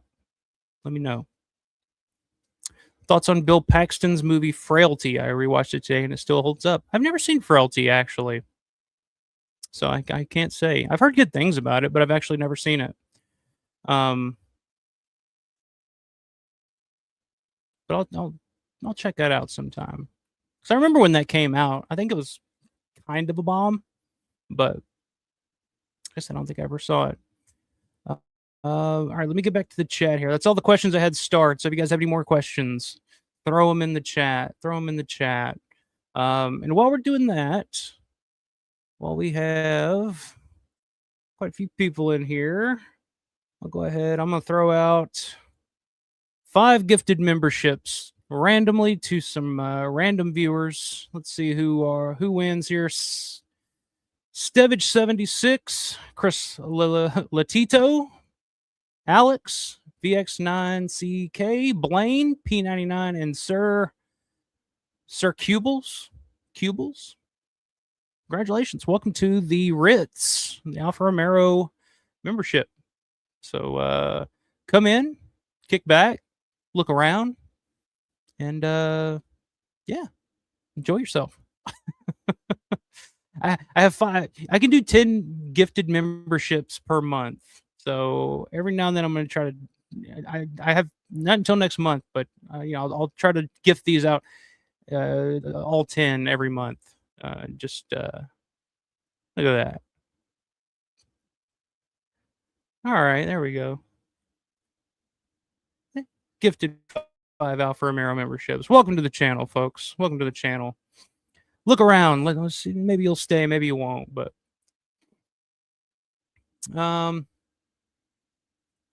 sure he was. I hope he was, especially with all the incredible stuff that he has in his home. Steven says, sadly, I was a little too old for backyard wrestling, but did you own the backyard wrestling tapes back in the day? I never did, but I think Justin did. I remember watching them at Justin's house, I think, at one point. We didn't go that extreme. We weren't like jumping off roofs and shit. Well, for the most part, we weren't jumping off roofs. But yeah. We didn't go that fucking crazy, but those were always fun. Like the ICP tapes back in the day. Yeah, core memory unlock. Those were pretty popular. I knew quite a few people that had those actually. John says I got a TCM review that talks about Ed Gein. If you want to check it out, I love Ed Gein. Is like my favorite. It's weird to say my favorite serial killer of all time, but the most intriguing to me, just because of the whole story and everything that it sparked and inspired. Going forward, Psycho, Texas Chainsaw Massacre, Silence of the Lambs. Always been fascinated with the story of Ed Gein, and there's actually an Ed Gein movie a couple of them actually that are actually pretty good. Deranged with Roberts Blossom is one from the early '70s that I think was Savini's first effects job. Actually, is one that I would recommend. It's a really it's not it's not an Ed Gein movie, but it's certainly inspired by the Ed Gein story. That's a really good one. And then there's actually one that came out in the early 2000s, I think, with Steve Railsback, actually just called Ed Gein, and that one's actually pretty good too. So, two movie recommendations there for me if you guys haven't checked those out before. Brad, it says, "What is your favorite memory from Living Dead Weekend? The memory that left the biggest impression." That is a crazy fucking question because there's so many. Just meeting, and it's not, and it's funny. It's not even just like meeting the guests. Like it's literally meeting people like you and you know just the crazy shit, like meeting people that know me through here, like that's always fucking crazy to me. Like when somebody says, "Hey man, I love your channel," I'm just like, "Well, that thanks." Like that's always a lot of fun. Like those are great memories for me. Or when somebody gifts me something, that always, like I said earlier, that always blows me away. um God, there's so many. Like I've been to so many of those over the past 5 years or so since I started in 2021. Um, I guess it would just have to be that first year of actually going to Living Dead Weekend, seeing the mall, like my dreams coming true, being at the mall for the first time, um, being in Pittsburgh for the first time, experiencing Primanti Brothers for the first time, drinking my first Iron City, like all that stuff, like like it just will never be topped. Like having my daughter there, and she was like 8 months old, and carrying her through Larry's tour, and having having the picture in the engine room next to the control panel and stuff, like the first one, like they always say, like you'll never top your first or whatever. But like that's But there's just been so many like surreal things that I've experienced over the years going to Living Dead Weekend. That it's really like I could sit here all night and just talk about all the amazing experiences and amazing times that I've had. Seeing Dawn of the Dead on the big screen in the mall. Just yeah, it's just too many to name. But I mean, just the obvious answer is always the first one. It's always the first one. The thing that inspired me to start doing this, because I was like, why do I only get to do this for a couple of days once a year? Like I want to talk about this shit all the time, obviously. So yeah, it's that first one, being there with the family, being there with my daughter, sharing that experience with her, and yeah, then that'll forever be hard to top. No, maybe, it is what it is. 42nd Street Matthew, what's going on? Says, Alpha, have you seen The Battery? It came out in 2012, but I finally watched it for the first time earlier this year. I think it's fantastic. The Battery is one of those movies that I had multiple people over the years tell me, you got to see this movie. You got to see this movie.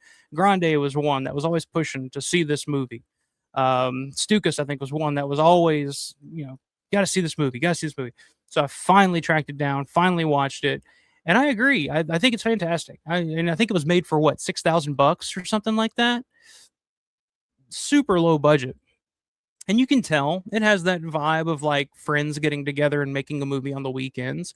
But I love that type of stuff, especially when it's well made and like there's passion behind it. There's new takes on the zombie genre. Like for me personally, like I would love if the entire movie was like the final 30 minutes of that movie in the car. Like to me, that was, riveting. Like I just love that concept of just like these guys stuck here, nowhere to go, can't get out. Like I love shit like that. But yeah, fantastic movie. I glad I finally watched it, finally wised up and finally watched it. And it's one I definitely recommend to anybody that loves zombie films, loves horror films. If you haven't seen The Battery from 2012, check it out. I think I saw it on Amazon Prime. I think it's available. Or Tubi. It's if all else fails, it's probably on Tubi. Like everything else. Blake Allen says Leatherface making that appearance when that guy stumbles and hits him with the hammer, that flopping from the nerves and slams the door is iconic horror. That whole movie.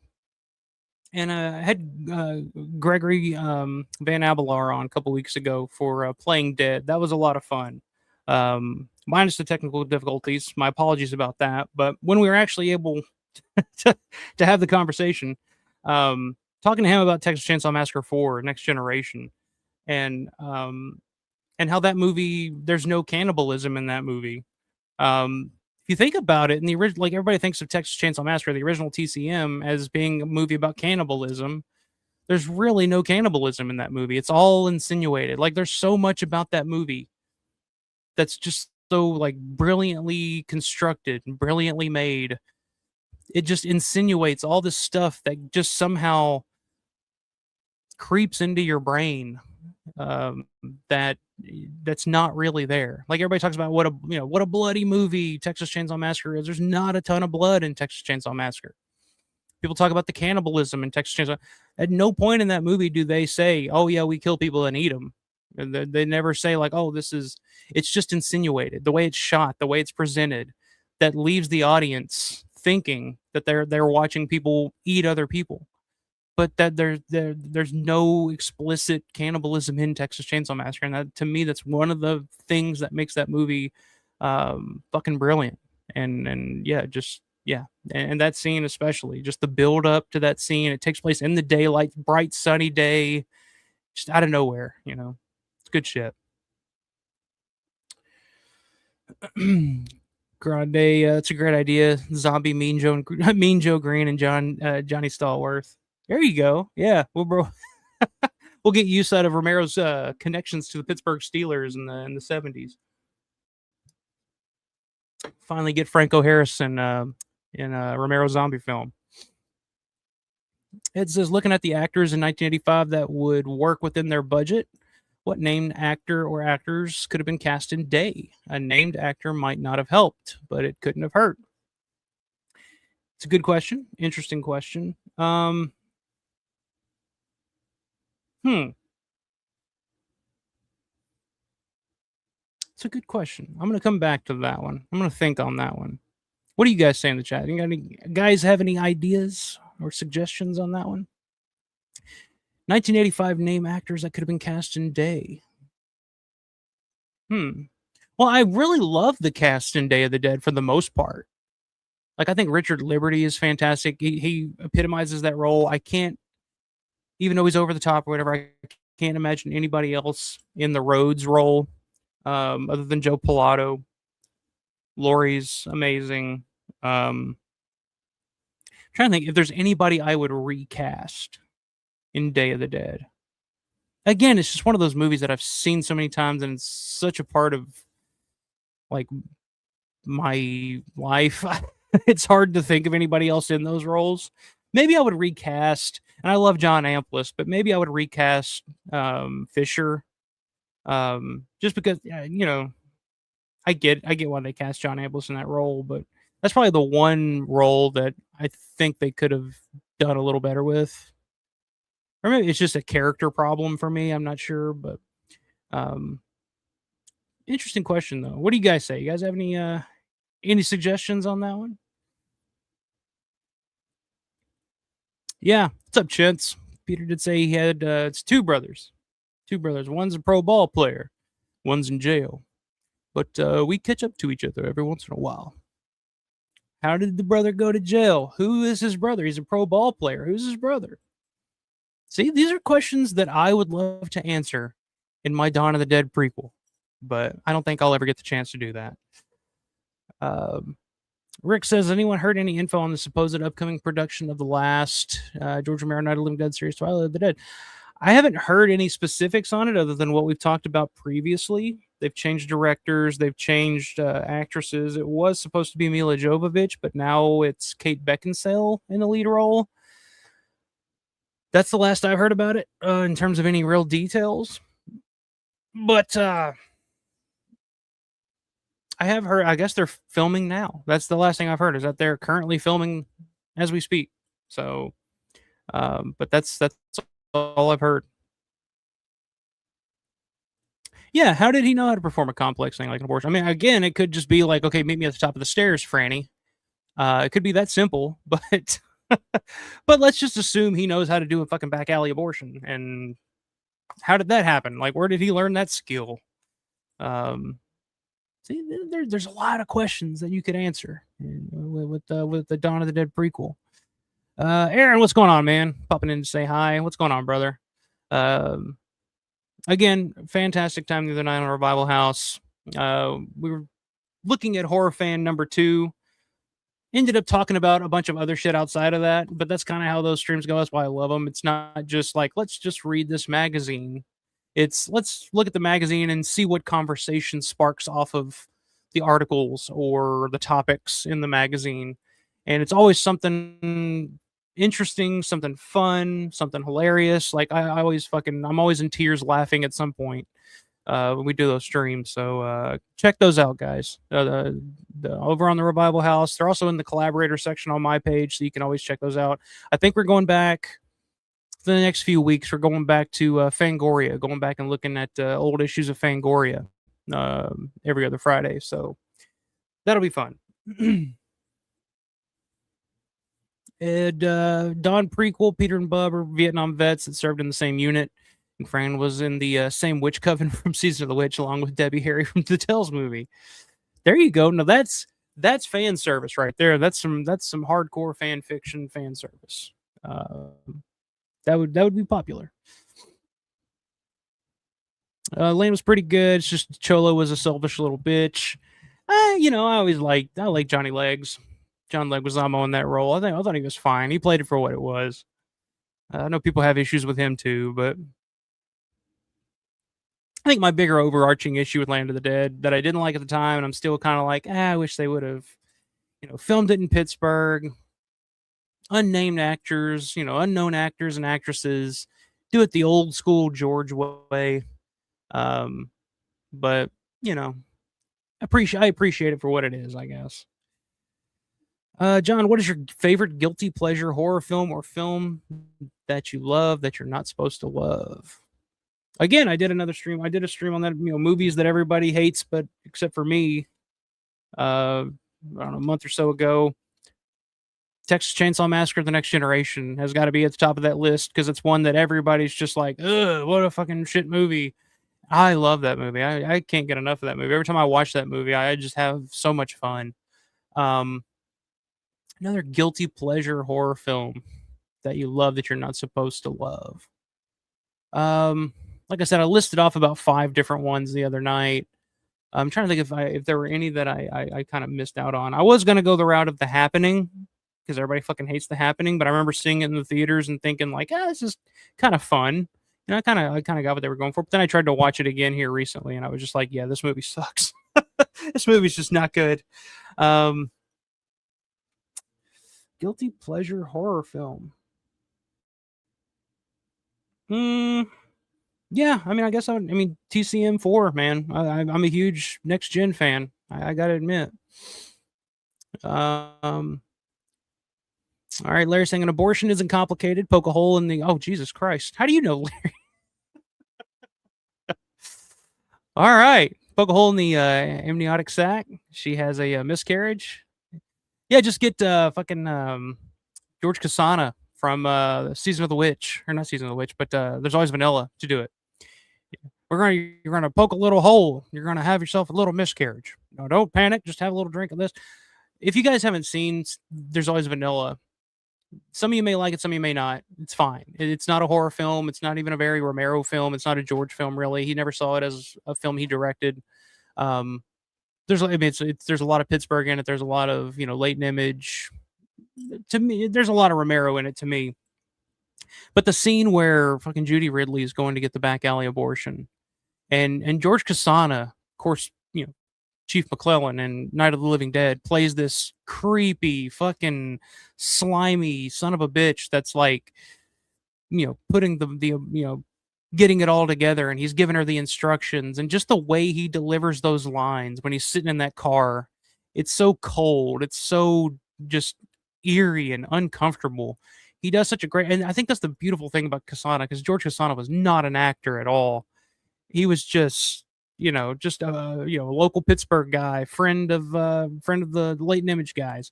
Not an actor at all, but man, he is so fucking perfect. And not only Night of the Living Dead, but also that role in Vanilla as well. It's just like this sleazy, creepy fucking guy that's just like nonchalantly just like, all right, well, you're gonna have a little miscarriage, and it's not, blah blah, just no emotion whatsoever. It just fucking works perfectly. Real quick, gotta do it. I gotta do it, guys. I gotta do it. I gotta do it.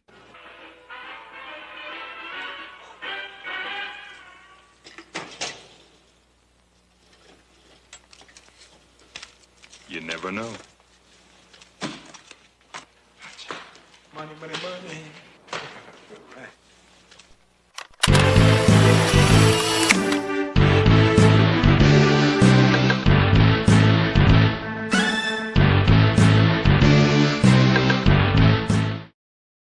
Money, money, money. Paul Farver, the man that gives and gives and gives. Thank you so much, my man. I appreciate it. $20 super chat from the man himself, Mr. Paul Farver. Dawn of the Dead is the greatest movie ever made. Once again, I fully agree. You don't have to pay for me to put that up on the screen. I'm gonna put that on the screen. It's gonna be on the screen for a while because it's fucking fact. Yes, Dawn of the Dead. It's the greatest goddamn movie ever made. And thank you for the super chat, man. I appreciate it. And thank you for the mystery package that I got the other day. I haven't opened yet. I'm going to do it live here. And since I know you're in the chat and you're in a very giving mood, I'm going to give you the floor here. I'm going to take this opportunity. We're going to open this up and see what Paul sent, because I don't know what's in here. And like I said, this could be something really cool, or this could be anthrax. It could be a bomb. I don't know. I'm going to be like fucking Uncle Fester and Addams Family. It's a bomb. What? Yeah. Let's open this up. Showed up on my doorstep from the man himself, Mr. Paul Farver. Let's see what Paul sent here. I'm very, very curious. Got my trusty knife here. Everybody check out Paul's channel. Paul Synth Drums. A lot of drum covers. Some Dawn of the Dead stuff. He's another amazing, one of my favorite Dawn of the Dead Romero collectors, period. That was another fun stream. That was from like a couple of years ago, collecting the Dead with Paul, seeing all of his propalikes, as they call it. All right, let me get this sucker open. I've been waiting for this moment because it's just been sitting here on the floor. I'm like, well, should I open it? It's like, I'm gonna do it live. We're gonna see where I'm gonna be surprised in front of everybody. Hopefully, like I said, it's not harmful to my health, but we shall see what we got here. Very well packaged. Good shit. Good work, Paul. Very well packaged. All right, what do we got here? Ooh. Got something here. I see the Beyond, something Fulci related here. This is cool. We got some Creep Show film cells. I guess these are for like the what do you call those things? The viewfinder. Very cool. Creep Show film scenes there. What do we got in here?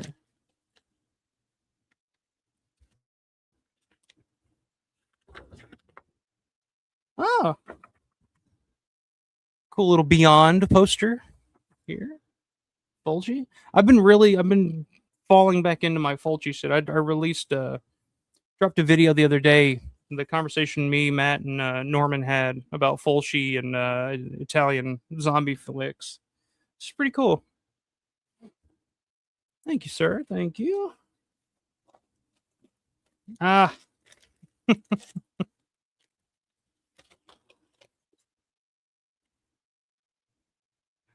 a little Matchbox toy here. What do we got here? No, is this? Oh, you shouldn't have. How fucking cool is that? The little B&P truck. How fucking cool is that? That's so cool. Thank you, man. Thank you so much for that. That is so fucking cool. Oh man, that's awesome. You gave me some of the stickers, so if I wanted to make one myself, but that's really fucking cool.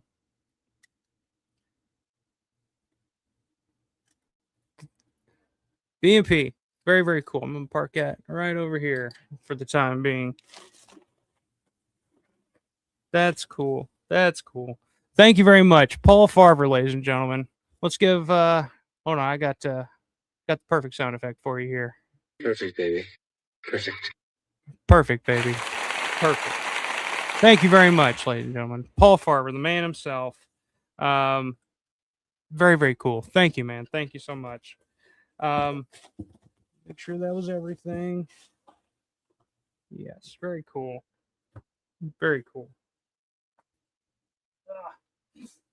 Now I got styrofoam everywhere. Hold on. Thank you, Paul. Very, very cool. And thank you for the super chat, my man. Everybody, we all need friends like Paul Farver in this world. Makes life much more enjoyable. I'll say that. I'm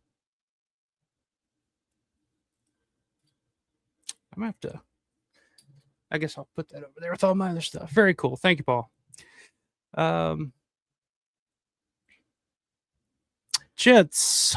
Land of the Dead focused on Big Daddy too much, kind of made the movie a little too much like a slapstick comedy. Yeah, I agree. Well, I think if they would have casted Big Daddy with somebody else, I'm not no shade on Eugene. That's a movie I'm looking forward to, actually. Zombie Redemption. There was like an extended trailer. I don't know if you guys saw that or not. Extended trailer of Mike Angus's new film, Zombie Redemption, which has been all the talk of amongst me and my friends. Our buddy Eric Walter did the cinematography on the film. I'm excited to see that because I don't know if that's going to be just a massive clusterfuck or if there's going to be some like real entertaining shit in that. We shall see. But there was actually an extended trailer for that where you get to see Eugene portraying his character. Eugene's actually like seems like he's pretty good in it. So like, I don't know. That's the kind of shit I'm kind of excited to eat up. Holy shit, they keep coming. R.I.P. Hayden Panettiere. Oh, okay, wow. Damn, seriously? I know in the Scream 6 or whatever the last one she was in, I thought she looked kind of rough. Not to speak ill of the dead here, but Hayden Panettiere.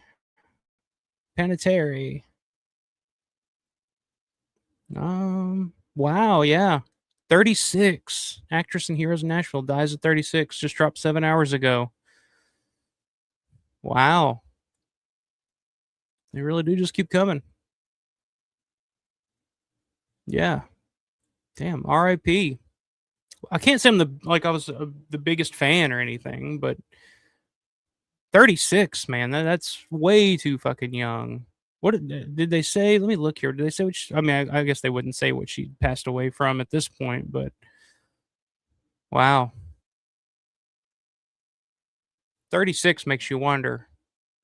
Can't be good. I don't remember hearing she was sick or anything. Yeah, it's kind of crazy. Yeah, R.I.P. Hayden. Damn. Oh. Larry says, of course it's dangerous to poke around. She could bleed off. Larry's still okay. Larry's still talking about the abortion here. And she could bleed to death. This is why abortions were dangerous in the days before they were legal. You might survive one in the old. You might not survive one in the olden days. Yeah. So I guess you kind of had to know what you were doing. So again, how did Peter know? What did Peter know? Blake says Reggie's greatest line was, "I see it. I see it all now. What we got to do is snag that tall dude, stomp the shit out of him, and we'll find out what the hell's going on up there." Yeah, that's a good one. A lot of great lines from her. Probably my favorite, and this has nothing to do with Reggie like kicking ass or my favorite scene that Reggie was in the original Phantasm when he's sitting there in front of the house on the stoop and he's playing guitar, with Jody. That just this that little bit of reality, because that's just like if you play guitar, if you play music, like that's just kind of what you do. You kind of just jam on shit, It's like, oh, we're cool as love, man, or whatever he says. Yeah, that's always like one of those scenes that I always just like stop and watch. Like if I have Phantasm on in the background,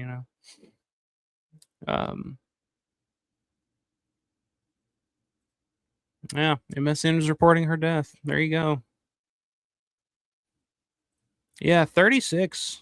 It's insanely young, man. That makes it makes you wonder like what she died from. Hopefully it was, not hopefully, but you never want,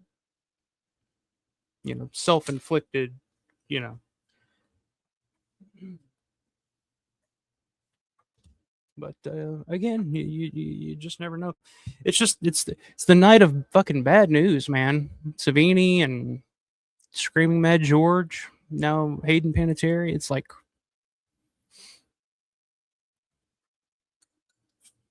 shit. Yeah, I agree. Diary is definitely ahead of its time, for sure. John says Night Savini is one of the greatest remakes. I like how they made Barbara an actual character.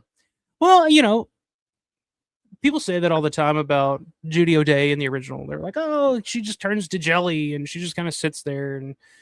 But I mean, that was her character. I mean, that was to me a realistic portrayal of who that character was. I mean, you see her at the beginning of the movie, and she's, obviously a very sheltered woman. She's not, she's getting mad at Johnny for like teasing her in the cemetery and stuff. She's almost very childlike. That's the type of character that would have that reaction if all of a sudden the dead came back to life, and you just watched your brother get murdered right in front of your eyes, and then you were just chased to this random house where you're seeing dead corpses laying around, and all of a sudden more of these things are showing up. Like, fuck yeah, man. I would probably I'd react the same way. I would just sit there and freak out and figure out what the hell's going on too. Like, that's just how some people react. So I've always liked that portrayal of Barbara, but yeah, she's definitely portrayed differently in the remake. It's like it's the Sigourney Weaver effect. It's the era of like, let's make the women stronger, which is fine. I mean, George was, ahead of the curve on that too. Galen's talked about like that was her point about making Francine, her character arc become stronger and more able to take care of herself. She kind of woke George up to that, and then of course we get Laurie in Day of the Dead, and it kind of it develops from there. So yeah, I mean, two different types of portrayals of that character for sure, but I like them both for different reasons. Chance, heard of the coat hanger thing with an abortion. I was just curious on how Peter would know how to perform one. God, we went down some weird road here. I didn't expect Larry to come out with the fucking like step by step how to on how to perform a back alley abortion, but here we are.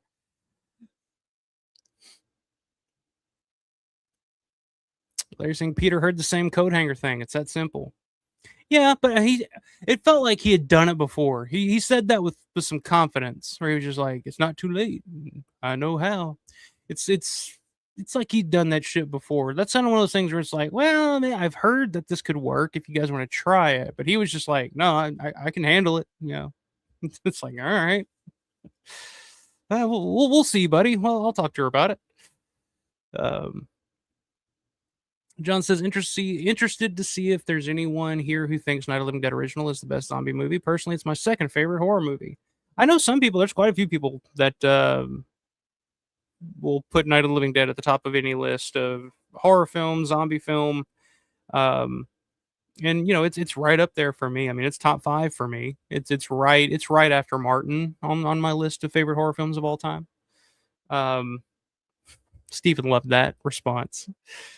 Um, but yeah, I mean, it is, you know, wholly unique in what came after it, what it inspired. It still holds up today, almost 60 years later. It's it's amazing. It's amazing. And like I said, that book's coming out this week. I'm excited that we're finally getting the story of Night of the Living Dead, the big book. There's still an excitement and a thirst for knowledge about that movie that's really exciting. And it's always great when you have people like Jim Saranella, John Bulo, John Scoleri, a lot of the guys, everything going on with Image 10 right now. It's always great that there's still this effort to bring out more information, to reveal more stuff about the film, to bring in more curiosity about the film for younger generations, people that may have not have been in the fold before now. Like that's one of the things that I try to do here, is like try to um, open this world that I was exposed to at a young age. Like, I love these movies, but like finding out all this information, the backstory behind them, how they were made, all that, like, it makes being a fan of this stuff so much more fun than just saying like, oh, I really like this movie and I just watch it all the time. It's like, it's really fun to like dig in to how these, to the whole story behind them. Which I think is a unique and special thing about a lot of George's work, because they were, regional independent films, and he, for a lot of the time had to move hell and earth to get them made. And the story behind how they were made is often more interesting than the movies themselves, especially with some of George's films, for sure. What is my favorite non-horror film? It's a good question. American Movie is up there. It's a documentary. It's a documentary about a guy making a horror film, but that would be there. Clerks. I would say Clerks. I haven't watched that in a while, but probably that movie, and again the story, about the behind the scenes of how that movie was made, and the way that Kevin Smith kind of again moved hell and earth to get that movie made, is one of those things that is insanely inspiring to me and always has been. So yeah, Clerks would be on that list for me. I tell you what, man, growing up, Terminator 2, like it never got better than Terminator 2 for me in terms of like action, science fiction type of movies like that. Still love the original Terminator, pretty much all of James Cameron's stuff. Even like Titanic was a huge inspiration for me. Like Titanic for me was kind of my introduction, or maybe it was T2, and Titanic was like that next step of the idea of my it's a weird step to take, to go from, because when I was a kid, Terminator 2 was my favorite movie. Loved it. Watched it all the time, was obsessed with it. Then my next favorite movie was Titanic. When I saw that in the theater, I was blown away. I'd never seen anything like that before in my life. And the idea that the hero dies in the end, spoiler alert, my little mind wasn't prepared for that. So that fucked me up. And I was just like, wow, this is crazy. And to see all those people die on that ship, and just, it was in such a spectacular fashion, just blew me away. And somehow that led to my obsession and love for Romero's zombie films, because I've always had this weird interest in the end of the world and mass destruction. And I think that started with Terminator 2. The scene where the bombs drop and LA, gets eviscerated, like that type of stuff. I don't know. I think that's where it started, Terminator 2. And Titanic was like the next step of that. Like watching this movie built on this beautiful ship and all these people and characters you get to know and love through the movie, and then by the end of it, they're all dying and going down with this ship, in spectacular fashion. It's yeah, I think that's where and Dawn of the Dead was like that next step to that. I think, where it's just like, oh, the end of the world, like that's really the end of the world, Yeah, Total Recall. Great violence in Total Recall. RoboCop, yeah, RoboCop is a gore fest for sure. RoboCop with the Ed 209 kill was pretty shocking, and with the dude melting, yeah, the fucking help me, yeah, just amazing effects. Rob Bottin, amazing effects. Yeah, love you too, Grande. Love you too. Yeah, George Dimick. That was a really fun conversation. Really loved having George on there. I'd love to get George back on. I actually talked to him back in June at Living Dead weekend about coming back on for another Knight Riders commentary with him, because I know that's his all-time favorite movie. He was, there on the set when they were making it. So I'd love to have George back on, because I had a blast talking to him last time. Chin says, I am pretty stoked about the new Resident Evil movie that is coming out. Yeah, like I said, maybe it'll be a good horror film, but it just doesn't look like a Resident Evil film to me. And we were talking about that earlier when Brandon was in here. Brandon's working on the fan film Resident Evil project that he's working on, which is more true to the video games, and then that's more interesting to me. Like, I want to see that done right for once before we move on to some kid running around delivering stuff and has nothing to do with the fucking games. Like, I want to see somebody capture the feeling that I had when I was 11, 12, 13 years old playing Resident Evil for the first time, scared out of my fucking mind. Just like, this is great. Like, just the look of everything, the feel, the vibe, the music. I want somebody to capture that. And I have faith that somebody like Brandon, like fans of the games, and fans of, especially like George's original script. Like, I have more faith in a project like that than I do, the Resident Evil for the new generation type of thing. This is what it feels like. Like I said, it'll probably be a decent horror film for sure, but because Kreger is a very capable filmmaker, but it's not what I want out of my Resident Evil movies. That's just me personally. John, Frailty is a masterpiece. Highly recommend. Okay. Yeah, I'm a little behind here. Favorite Twilight Zone episode? I haven't watched a Twilight Zone episode in many, many years, but the one that always sticks out in my mind that I've watched multiple times and I've always really, really enjoyed was the one, I don't remember what it's called, but anytime I've come across it, I always watch it. It's the one where they're stuck in the big cylinder. And all the characters, you got the clown and all that. And they're stuck in the big cylinder and they can't figure out how to get out. And then at the end, you realize that they're just toys that have been thrown in a trash can. Like, I don't know, something about that one fucking blew me away when I first saw it. I was probably in my teens when I first saw that episode. And I was just like, wow, that's fucking brilliant. Like, wow. Like, so that one is the one that immediately comes to mind when you say Twilight Zone episode. Yeah. That's the one that I would say is probably my favorite. Maybe not the best, but it's my favorite. Matthew Horror, what's going on, man? Burning fan. I do like the Burning quite a bit. I do, and I know the Dead Pit guys always give the Burning shit, and they always want to talk about Madman. Sorry, but Madman sucks dick. Like, that's a fucking shit movie. I don't dig that at all. Even though it has Galen Ross in it, don't like Madman at all. Not that it's a Madman versus Burning conversation, but it is to them. So I just wanted to bring that up. But yeah, the Burning, I think the Burning is a really, really well-made slasher film. And I'm not a big slasher guy. I've said that before. I'm not a big fan of slasher films just in general. But the Burning is one that I watched again here recently for the first time in a while when I did the Tom Savini episode with the Revival House guys.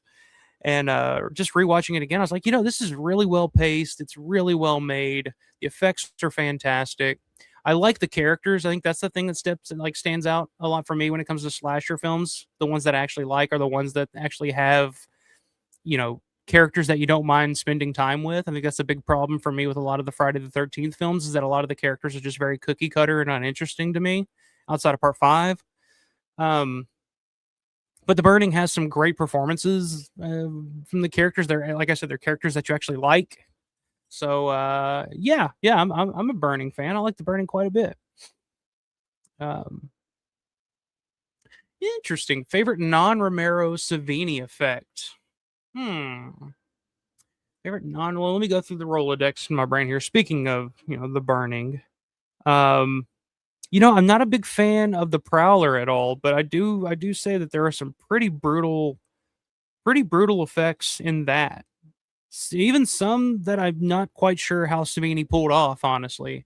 Let me think here. I don't think I'd go with any of those. Favorite Savini effect, non-Romero. It's got to be. I mean, it's got to be Maniac. Fucking head explosion, right? The Savini head explosion in Maniac. I mean, iconic. Like, just fucking amazing. Savini blowing his own head off in Maniac. And you guys know I love Maniac. That's one of my all-time favorites. That's my favorite slasher of all time. There's a lot of good shit in Maniac, actually. You know, the scalping scenes are amazing. Even just the simple shit, like the close-up of the knife going in when you got the girl tied up. Like, that's always really fucking effective for me. So yeah, I'd have to go, you know, head explosion in Maniac. There's some great stuff in Friday 4 too. Even some good stuff in Friday the original. But I think for me, just the fucking Savini blowing his own head off in Maniac. It's gotta be right there at the top for me. Interesting question. Best date you've ever had with the missus? Best date I've ever had with the missus. We went to see Greek Death. See, that's the thing, man. It's been a while. When you have kids, man, you don't get very many date nights anymore. We went to see Greek Death back last November. That was a lot of fun. We used to go play putt-putt a lot. Mini golf. Those are always fun times. I'll tell you what, our first date when we first met, we met on Tinder, actually. So it actually works. Our first date was to a haunted house in October. We went to a haunted house in Paducah, Kentucky, one of the biggest ones in Kentucky, Talon Falls. And that was a lot of fun. That was a good time. But yeah, that's the thing, man. When you start having kids, you don't get too many opportunities to have too many date nights, especially not when they're this young, 5 and 8, 9 months old. So, it's few and far between. But so yeah, and for all of you out there, before you have kids, get all the dating out while you can.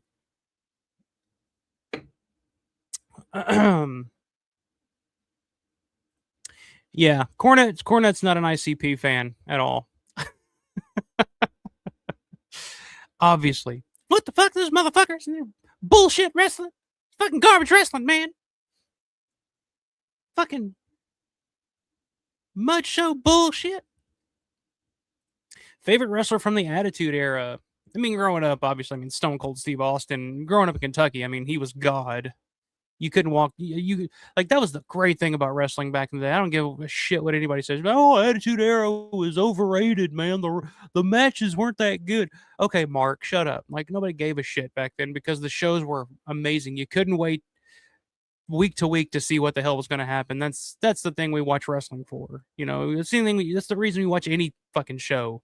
You don't watch it to see, this classic 20-minute match where these guys do everything. And it's just like, that's good once a year, maybe. If every match is a great match, then no match is a great match. That's for me. But man, fucking give me the Attitude Era all day long. Favorite wrestler from the Attitude Era, like I said, Stone Cold Steve Austin. It's hard to beat back in the day. Like I said, he was God. But for me, man, Shawn Michaels. That was my hero growing up. Shawn Michaels. I even had a haircut. I used to have a fucking mullet when I was a kid. And I used to call it my Shawn Michaels haircut because Shawn Michaels had that mullet going on back in the day. So, but yeah, Shawn Michaels was my guy. Looking back on it now, I loved Bret Hart. Like, anytime, any match I've ever, like, anybody that ever had a match with Bret Hart, it was typically the best match they ever had. I'm trying to think of like an obscure wrestler that I really, really liked from the Attitude Era days that maybe doesn't get talked about a whole lot. Meat. You guys remember Meat? Yeah, he wasn't one of my favorites, but I just remember some of those names. Beaver Cleavage. He was a good one. I always liked Beaver Cleavage quite a bit.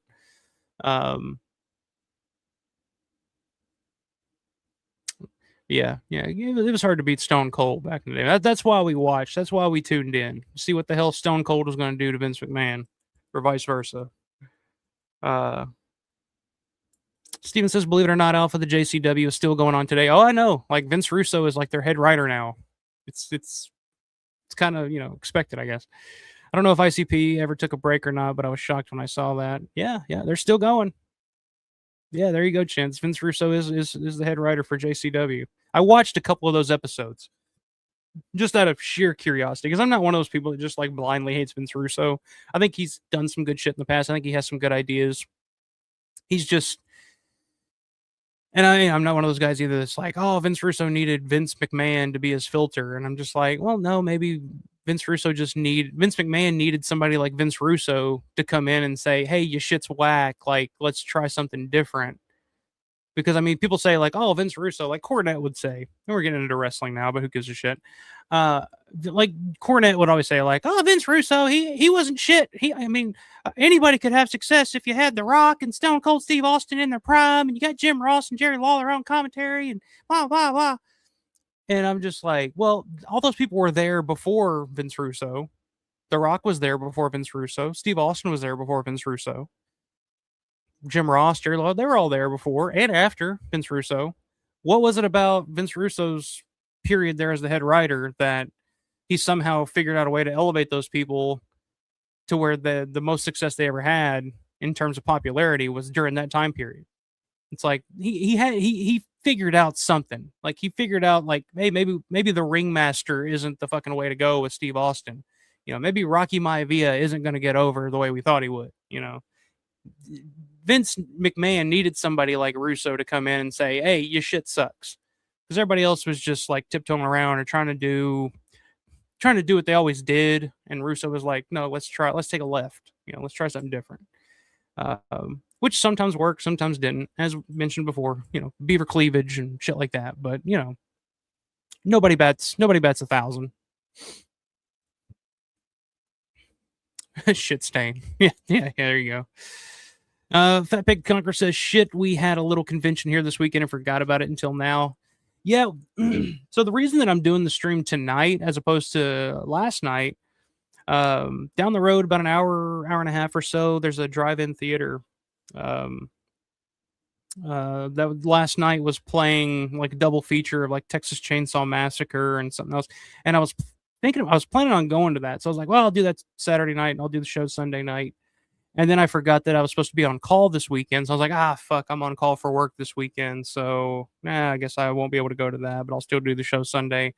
And then like yesterday, I thought about it, went through my fucking calendar again, and I had it all backwards. And then I'm like, well, I'm not on call this weekend, actually. So it totally fucked my plans all up. But what convention did you have going on? Anybody cool there that you missed out on?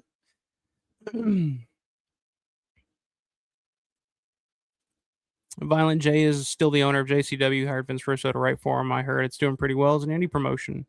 Yeah, I mean, it has the views on YouTube, I think, are doing pretty well, actually.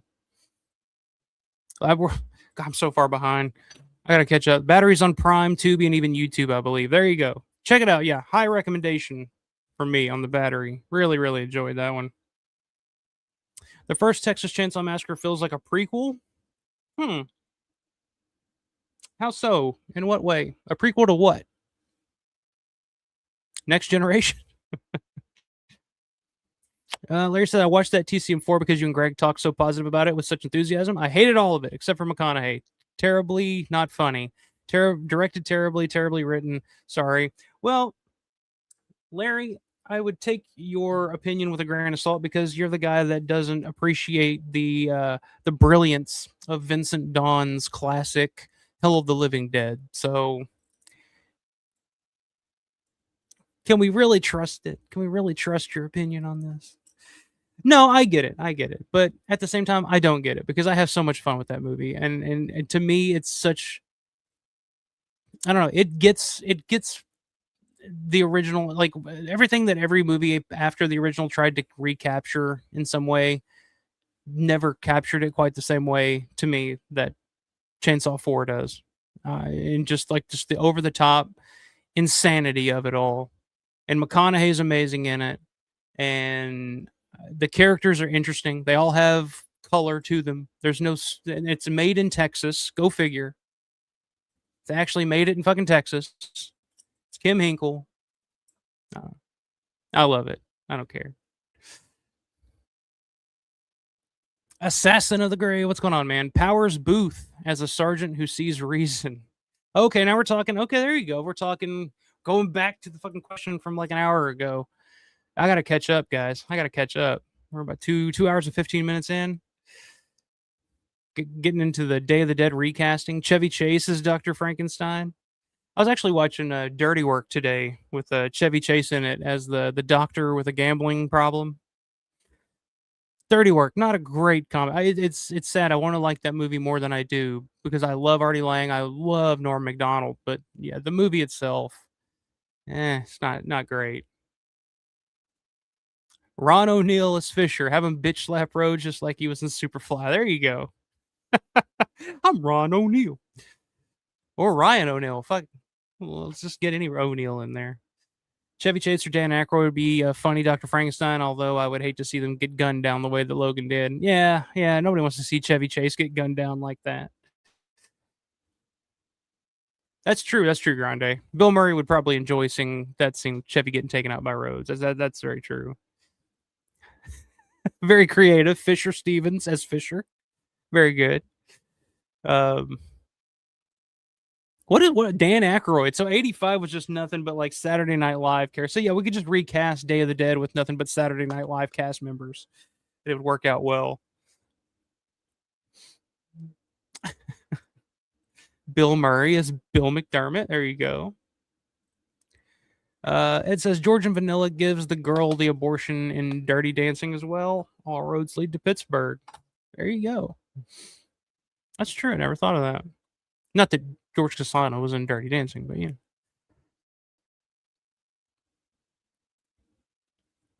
Chin says, I agree. That is not only my favorite George Romero film, but my favorite movie of all time. Hell yeah. Hell yeah. Hell yeah. See, the Stone Cold Steve Austin influence is still rattling around in my brain to this day. Yeah, the BP truck. That's pretty fucking cool. Got to block those main entrances. It takes me back to the conversation that we were having as we were driving around the mall back in June with Paul. Paul was driving. We just went down the hill and just circled the mall, blasting the fucking Goblin soundtrack. And we were just having those nerd conversations of just like, oh, well, if they parked the fucking trucks there, like, wouldn't it make sense if they would have just left them running so they would run out of gas so they couldn't be moved just in case, the bikers or somebody show up to move, break into the mall. And we're just having those nerd conversations. It's just great time. Grown ass men just nerding out about this shit. Amazing time. Yeah. Hit up Paul, man. Paul will hook you up. Sure he will. Might charge you a thing or two, but tell him I sent you. Dante Serta 130. What's going on? Favorite scary movie? I'm going to take this as not just favorite horror movie because that would be Dawn of the Dead, and that's just too obvious. But for me, my favorite movie that I actually feel is actually scary, that I watch and I actually feel scared when I watch it. It's probably The Blair Witch Project. To this day, like as a kid growing up, playing in the woods, spent a lot of my childhood in the woods, watching The Blair Witch Project gives me the fucking creeps because the whole movie is all just the shit you picture in your mind. It's all sounds. It's all stuff that you think you see, but you don't quite know. And that's how it was when you were a kid at night. If you go into the woods at night, your brain is playing so many tricks on you. You think you hear something in the distance. You think you see something creeping over there behind that tree. And that's what that movie is, and it's what it does so well. So for me, like my favorite movie that I've ever watched that actually scared the shit out of me and still effective to me now, it's probably The Blair Witch Project. Suspiria would be one too that really fucked with my brain when I first saw it because it was unlike anything I'd ever seen before at that point. I was just creeped. It just soundtrack, like everything about it. So it's incredible. Oh shit! How did I miss this? Hold on. Sorry, I would have got to this a lot quicker. Assassin of the Gray. Hold on, my man. I got you. We're gonna do this one more time.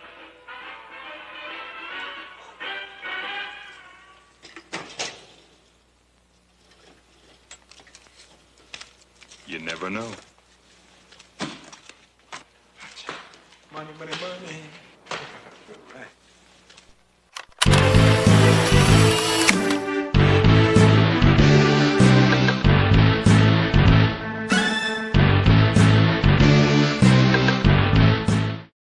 Perfect, baby. Perfect. $20 super chat. Assassin of the Gray. Thank you so much, man. I appreciate that. Sorry I didn't get to that sooner. It didn't pop up on my usually it'll like highlight super chats. It didn't that time.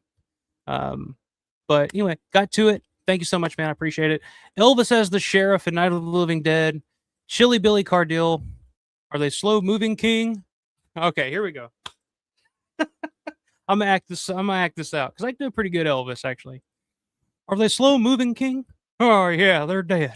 They're all shook up. And Powers Booth as the sergeant who sees reason and helps in day. There we go. There's my Elvis impression, ladies and gentlemen. Thank you, thank you, thank you. Thank you very much, man. Thank you very much. You know my favorite? Like I became an Elvis fan because one of my closest friends that I ever knew was like the biggest Elvis fan in the world. He had an Elvis bathroom, for God's sake. He used to play this all the time, but I don't know if you guys have ever heard it, but it's Elvis on stage talking about, the magazines and stuff reporting on his drug abuse. And he's like, if I ever find the son of a bitch that said that about me, I'll rip your goddamn tongue out by the roots. That is dangerous. That is dangerous to my family, to my daughter, to my doctor, to my father, and my mother. And he's just going off. And this crowd is just like, they don't know how to react. They kind of clap politely. And he's just like, I'll break your goddamn neck, you son of a bitch. And he said the crowd's just like, yay, all right. And he goes off on this long tangent. And then he ends it with, all right, folks, all right. I'm sorry about that. All right, thank you very much. How many of you have seen the movie Blue Hawaii? Here's, it's just like, okay, back to the show, I guess. It's one of the greatest audio clips in history.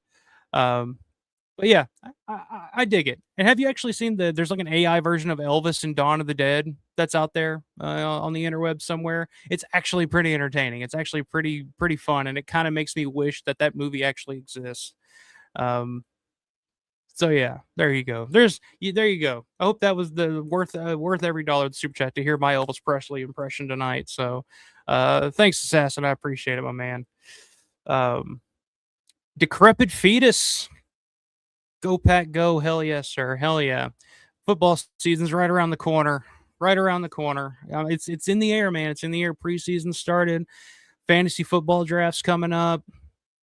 I got a lot of work to do. I got a lot of preparation to do to get ready. I got a championship to defend, don't I, Grande? Y'all didn't know who you invited into your fucking league. The fucking man is here. Johnson. I got to bring the trophy. I got a trophy from that league too. My favorite Tom Savini effect was Rhodes being ripped to pieces. Best gut munch scene ever. I agree. And there's so many though in fucking Day of the Dead, man. The head getting pulled off, the eye, the fucking Rickles getting the eyelid ripped off. Amazing. T2 is a masterpiece. Fully agree on that. It says like at the Terminator and Titanic, James used the same basic story. Hero dies, love story that transcends time. One image connects the past and the present, etc. Yeah, I agree. Just watched the Terminator again the other night for the first time in a while, and that's just an amazing movie. I can't imagine in 1984 when that movie came out, and people were just like, "Wow, what is this? This is the greatest goddamn thing I've ever seen in my life." There you go. That's what, 5 characters in search of an exit. That's your favorite too? Awesome. Yeah, I fucking love that. I remember seeing that for the first time. I was just like blown away. I was like, that's so brilliant. Because like the whole time you're just wondering like, why is there a clown in here? Like, what is this? What is going on? And at the end, it's just like, oh, didn't see that coming. That's the thing. That's the beautiful thing about Twilight Zone most of the time. Is like it has that twist at the end, that brilliant fucking twist that you don't see coming. Fat Pig says one that I enjoyed was the Kick the Can episode of Twilight Zone. I don't remember that one. I'm bad with like episode titles. Like if you probably like detail about what the hell it was about, I can probably say if I'd seen that one or not. Jeff saying I love Twilight Zone. One of my favorites is called To Serve Man.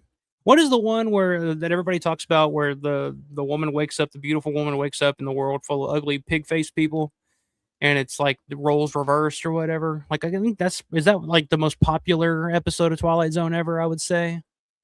That's the one that everybody seems, and that one in the fucking There's Something on the Wing, where, you know, the William Shatner version. There's something on the wing.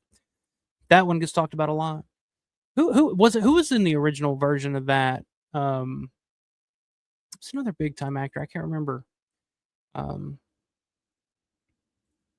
Yeah, the Prowler, Head Kaboom. Yeah, Savini was really good about blowing up heads. We can all agree on that, no matter what it was. Yeah, Fat Pig just blowing off a shotgun on a New York City bridge is so nuts. Yeah, the story behind that's hilarious because they literally did that shit. No permits, no nothing.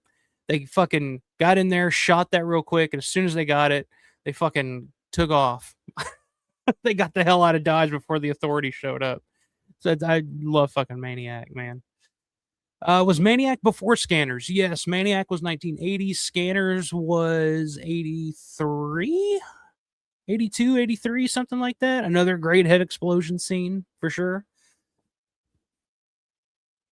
Yeah, what was Scanners? 80, 81, 82, somewhere around there. But yeah, Maniac was definitely before Scanners.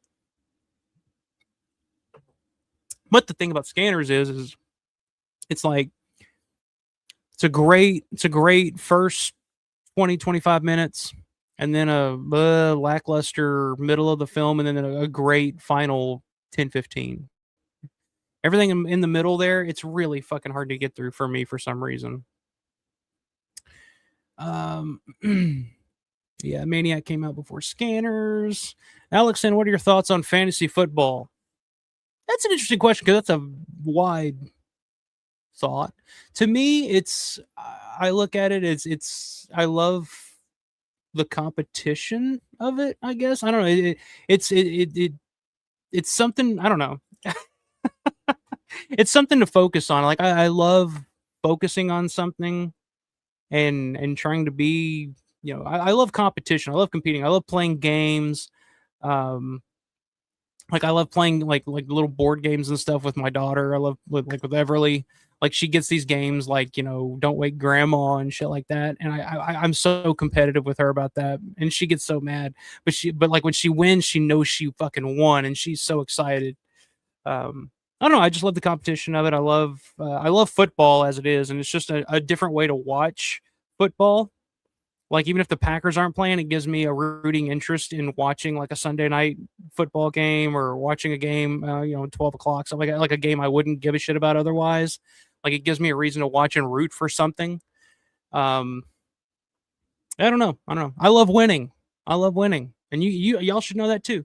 And then the family league, I kicked all y'all's ass last year, and I plan on doing it again this year. So, I just love winning.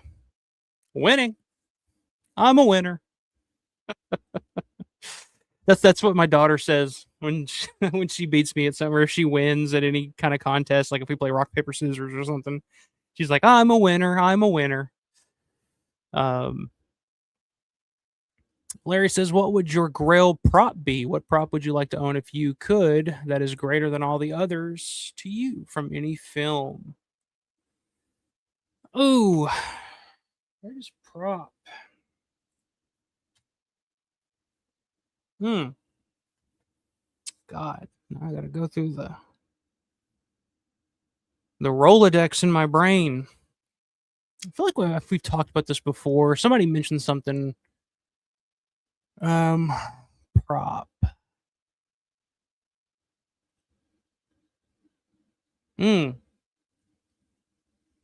That's tough. There's so many. I mean, This is Night of the Living Dead. The radio from Night of the Living Dead, the actual radio would be amazing, which I know is still out there. Me and Ed talked about this when he was on the show. That would definitely be something really cool to have. Gosh,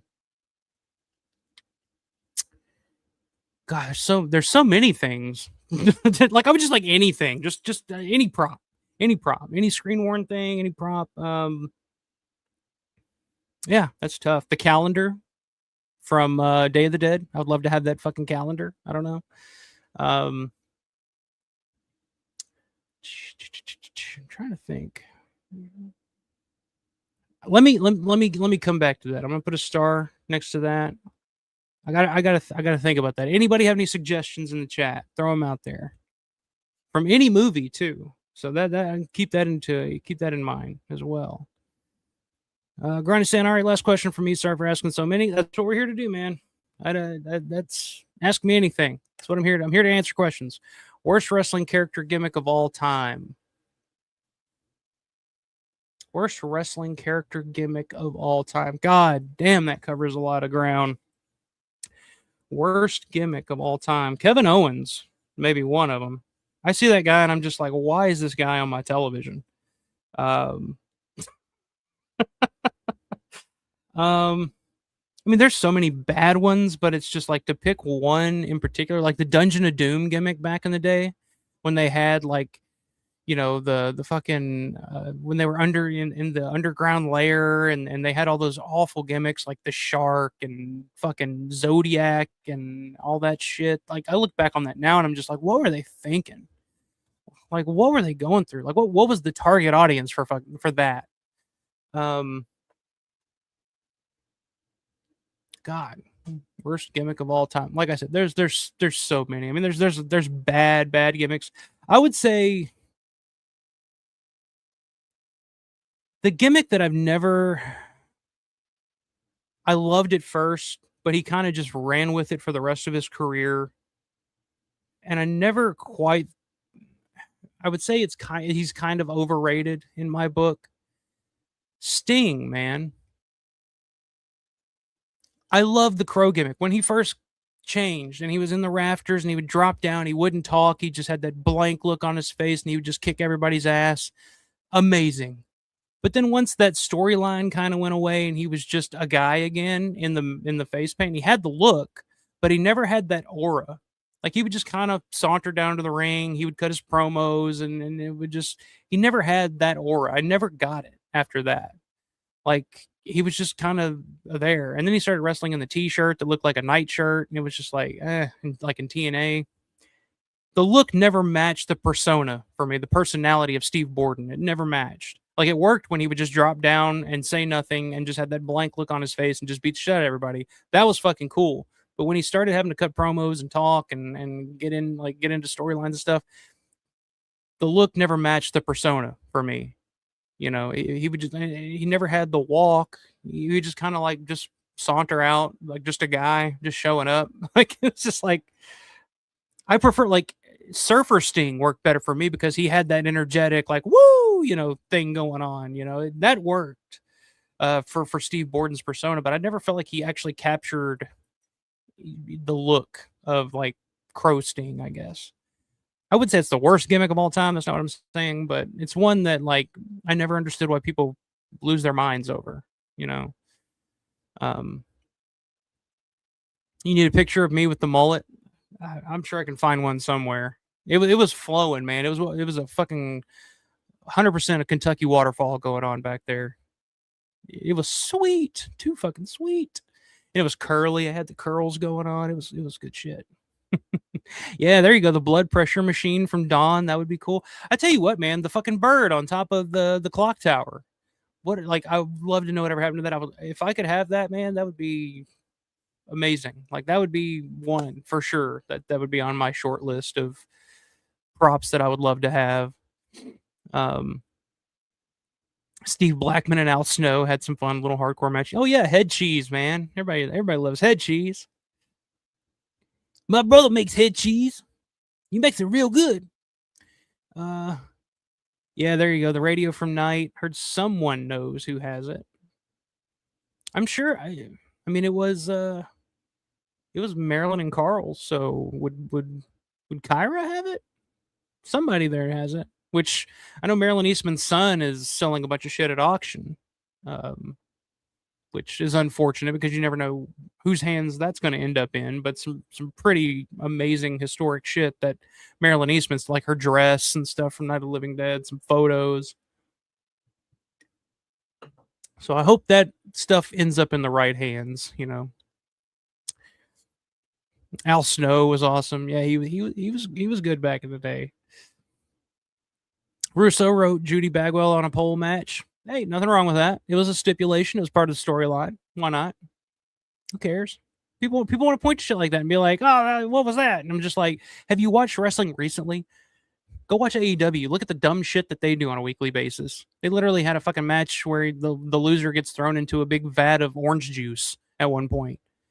Anything Chris Jericho's been involved with in the past decade has been fucking unwatchable. Like seriously, Judy Bagwell on a pole is amateur hour compared to some of the shit they got going on over there. So, there you go. There's a hot one. Like WWF, I'll agree with him. WCW, man. That I wouldn't say they were at their peak when Russo was involved, but it got worse. It definitely got worse. Yeah, beaver cleavage, incest angle. Yeah, insinuated. Yeah, everybody has flops. Everybody has their flops. Even Dusty. Everybody talked about what a great booker Dusty was. He had some shitty. I mean, Shockmaster. Come on. It's like, what was that? Let's put some sparkles and jewels on a fucking stormtrooper helmet and put this guy out there with this fake voice that Ole Anderson was doing on a microphone. I'm the Shockmaster. It's like, who's this for? Like, who thought of this? What is this? Central New York Horror Con. Okay, cool. Sci-Fi Horror Fest, it's called. Anybody cool? Anybody cool that you missed out on? Ed, I know who has the Night of the Living Dead radio. I'm friends with the owner. That's your grill, or your grill prop is the Hero Crate from Creepshow, which Dave Burian owns. I just love it. Well, hey, everybody tune in a couple weeks from now, August 29th. I'll have Dave Burian on the channel for collecting the dead, and maybe we'll get to see that crate live on the channel. So tune in for that one. And he's got all kinds of other shit. So I'm extremely curious to see what he's going to pull out. As dirty as that sounds, but you know what I mean. You bet against the Globetrotters. Hindsight is 2020, my friend. Decrepit Fetus, what would you say is needed to make a good zombie film now? That's a good question. So much has been done already, and a lot of times it's a lot of retreaded territory. A lot of people think it's makeup effects. A lot of people think it's gore. You need a lot of gore. You need a lot of makeup effects. You need, and again, it's like story-wise, it's a lot of retreaded stuff that we've seen 100 times. I honestly don't know. I don't know what the next evolution of the zombie film is going to be. We had the early 2000s with the fast zombies. That was the new thing after 28 Days Later. I don't know where you take it. I mean, unless you do a movie from the perspective of the zombie, maybe that would be something different. I don't know if it'd be good, but it'd be something different. I don't know where else you take the genre at this point that would break any new ground or really, open things up for a new renaissance of the next wave of horror films, next wave of zombie films. Because that was the problem. Savini always talked about that with Night 90. The problem with that is trying to make zombies scary again. Maybe if we go back to a Fulci-esque zombie film, where because those films are still creepy zombie films. They're the slowest zombies in film history, but there's something just unsettling about them when you see them. But yeah, I mean, that's the problem. It's like zombies have been done to fucking death. They've been parodied to death. It's so how do you make that a scary, viable movie again? I don't know. I don't know. I hope somebody figures it out and does something with it, but I can't say off the top of my head what that would be or what I would actually want to see. To be honest with you, like I'm kind of not burned out on zombie films. Like if there's a great zombie film out there that I haven't seen, I'll watch it. Like, give it to me. Like, The Battery was a perfect example of that, of one that had come out that I'd missed that I'm glad I finally caught up with. But yeah, I don't know where you go with it to make it effective again, if nothing else. Like, you can make a good zombie film still. You can make a fun zombie film, but I don't know if you can make it as effective as it was back in the day. I don't know. We'll see. Yeah, I certainly did. When everyone thought Blair Witch Project was real found footage when it came back out. Yeah, I did. When I was a kid, I'd never seen anything like that. I'd never seen a horror film presented in that way. Most people hadn't either. So, and of course you had the promotional aspect to it and the special on Sci-Fi, the Sci-Fi channel before the movie came out that presented it as a real case. It's like it's just brilliantly fucking marketed, and that's how a found footage movie should be promoted and should be presented. So yeah, I fell for it. Larry says I have photos of me with the hero crate prop outside it and inside it. I climbed inside for photos. I just love that creep show crate. Maybe one day, man. Maybe one day. Maybe one day. Maybe, I don't know. I don't think Dave's gonna come off of it anytime soon. So that would be pretty sweet. Hey, what's up, Stacy? Best Dudley Moore performance. I'm not too familiar with Dudley Moore and his filmography, to be honest with you. So I can't really speak on that. Best comedies music score. I comedy music score like score doesn't come to mind, but there are a lot of really great soundtracks. One of my favorite comedies, probably my favorite comedy of all time, is Kingpin from 1996. Fairley Brothers. A lot of those Fairley Brothers movies in the 90s had great soundtracks. A lot of the stuff in the 80s had great soundtracks. That's the thing about comedies; they usually have pretty good soundtracks. Dumb and Dumber, great soundtrack. Yeah, I don't know. Score wise, that's the thing about comedies. When you think of score, like there are memorable scores like that you can hum to, but nothing really comes to mind. It's not like horror, or like a horror score is like iconic. It's it's John Carpenter, it's Brad Fiedel or something like that. It's like I don't know. If something comes to mind though, I'll blurt it out. Who would you cast as George Romero in making? Who would you cast as George Romero in a Making of Night of the Living Dead movie? That's a good question because young George looks nothing like the George Romero that everybody kind of thinks of when you think of George Romero. And if we're talking about modern actors, I don't know modern actors all that well. I'm kind of old school about it. So I really couldn't say any modern actors, but who would I cast as George in a making of, which would be a great idea for a movie. I would love to see a movie on the making of Night of the Living Dead, not a documentary, but like an actual like biopic. I think that would be a lot of fun actually. But who would I get to play George? Yeah, I don't know. Nothing's coming to mind right now.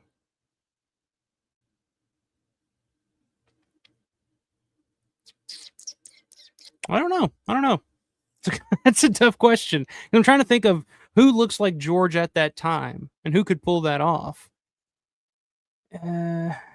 Nothing's coming to mind. Chat, I throw it to you. Any suggestions? And if we're going back to Chevy Chase and Dan Aykroyd, we'll go with it, I guess. But No More Room in Hell podcasts. Hey, that sounds like a podcast I would listen to right there. What's up? Good to see you. Shining legit scared me the first time I saw it as a kid. Shining is a good one. Wouldn't say it's ever actually like scared me, but it's definitely an unsettling film, that's for sure. But yeah, what's up? I'm gonna have to check out your channel. No More Helen Podcast. I dig that name. All right, I'm starting to lose my voice here. We're heading on 3 hours. Hey, I lasted longer than I thought I would tonight. But hey, it's weird. It's like I get talking, I get going, get the vocal cords rolling, start to feel a little better.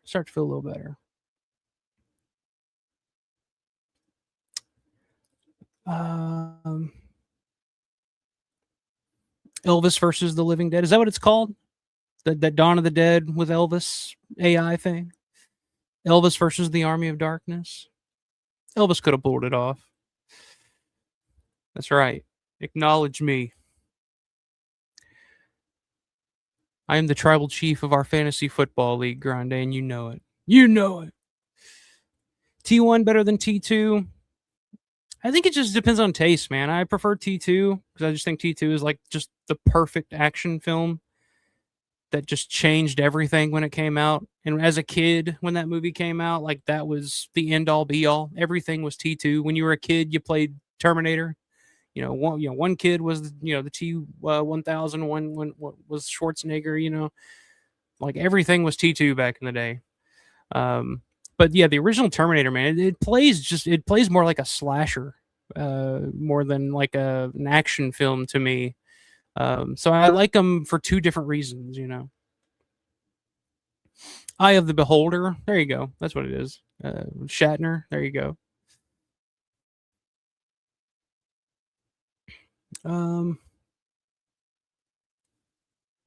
Hey, no worries, Rick. No worries. Always stay busy. Nothing wrong with being busy. Last Man on Earth was a popular one for the Twilight Zone. I remember that one. That's a good one. That's definitely a good one. No More Room in Hell. Fantasy football helps you cope when the team you root for is terrible. Absolutely. Absolutely. Yeah, it gives you something to celebrate on a week. If your team loses, at least you can still win your fantasy matchup that week for sure. Let's see.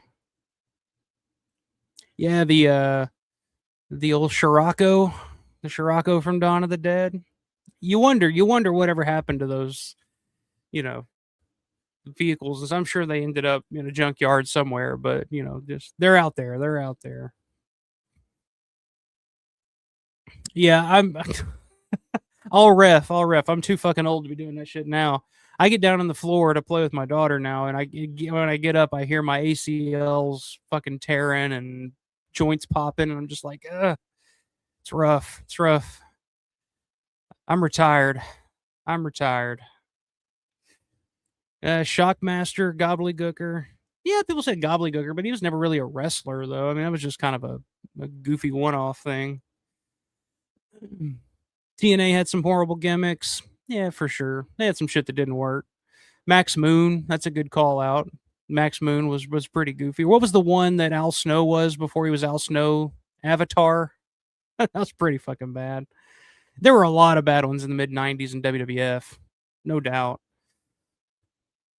Granted, I never really liked Sting either, but to be fair, he was in TNA when I was a kid and wasn't alive for most of his WCW run. Yeah, I mean, I was there. I mean, I lived, Sting versus the NWO, which was still to this day like my favorite storyline of all time. That and Austin versus McMahon, like those were just, it played like a fucking movie. It was cinematic.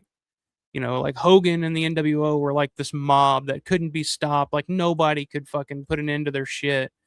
Lex Luger would try and he would get close. The NWO would always have the final laugh, or the final word, or the last laugh, whatever the fuck I'm trying to say. The Giant would try. Even the Giant would fail. The Steiner brothers would fail. Everybody would fail. Nobody could stop the NWO from taking over WCW. Their only hope was this one guy that WCW cast out, didn't trust, didn't believe in, but he came back to save the day in the end. That's Batman. That's cinematic right there, man. Come on. Yeah, Mantar was pretty bad. Ludwig Borga. I don't know, man. His gimmick wasn't that bad. I mean, I don't know when, we had such an whenever we had such a problem with Finnish people, I like that his gimmick was that he was an angry guy from Finland who hated America. It's just like, were we ever at war with Finland that I didn't hear about? I don't know. Dick Slater beat up Sting, put his head in the toilet because he thought he was banging his girlfriend. Never heard that one before. I've heard of Sid stabbing Arn Anderson with scissors back in the day, but I've never heard that one. Sting tried to mix Joker / Crow Sting gimmick in TNA. It was atrocious. Although I will always be a Sting fan, no matter what. Or Mark. I like Joker Sting. That he was interesting to me at that point because he was doing something different. I was like, it's kind of interesting. Like, I enjoyed it. As a matter of fact, me and my friend for Halloween one year went as when all that was going on. This was probably 2011, 2012. I went as Jeff Hardy. I had the Jeff Hardy makeup, the arm shit, the hair slicked back. I was Jeff Hardy, and he was Joker Sting. And he had the face paint perfect. He bought the gloves, and he could do that Sting face. That Joker Sting face. He could do that fucking perfectly. So that's who we were for Halloween one year, because we were big into TNA at that point as wrestling fans. Like, couldn't stand WWE because that's when WWE was doing the PG era shit, and John Cena drove me off from WWE. I was like, I can't stand any more of this. And at least with TNA, it was different. It was something, you never knew what to expect. So yeah, there's a fun story for Joker Sting era in TNA. Red Rooster, yeah, that's pretty bad. NWO past Summer 97 was such a downfall, killed that gimmick. Yeah, it went on way too long. Way too long. Favorite female character in a Romero film? All right, let me go through the Rolodex here. Favorite female character in a Romero film?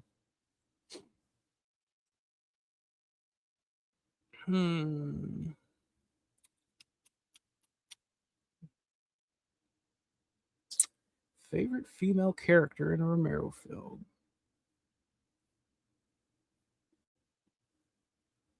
I always like Barbara, of course, from Original Night of the Living Dead. Judy and There's Always Vanilla. Or Lynn from, There's Always Vanilla. I always liked her just because I always thought Judith Ridley was a babe back in the day. Jan White in Season of the Witch, like, she's fine, but I feel like they could have probably found somebody better for that role. I love Galen as Franny. Love Christine and Martin. I'll throw a random one out here because you guys know I love Martin. But Elaine Nadeau in Martin, I like her character, the arc of her character. Like, she's maybe the most fucked up character in that movie, in a movie full of nothing but fucked up characters. And I thought she does, and maybe it's just because we just watched Martin again last week. But just watching it again, you're just like, man, it's a really good performance and really like the character. There's a lot there to chew on, and you wish, you wonder why she never did more. So maybe her. Adrienne Barbeau in Creepshow as Billy is just amazing, ton of fun. Yeah, I've actually never thought like who would be my favorite female character in a Romero film. I like them. I like a lot. I mean, Laurie in Day of the Dead's fantastic. I think maybe some of the later Romero films. Ozzy Argento because she's Ozzy Argento and yes sir. It's my future ex-wife. I don't know. Maybe that's a good topic. Actually, I'm going to dig in on that and really think about that. That's a good topic for a future stream. I think. Maybe like top 10 favorite female performances in Romero's films. Maybe that's a good topic to go to.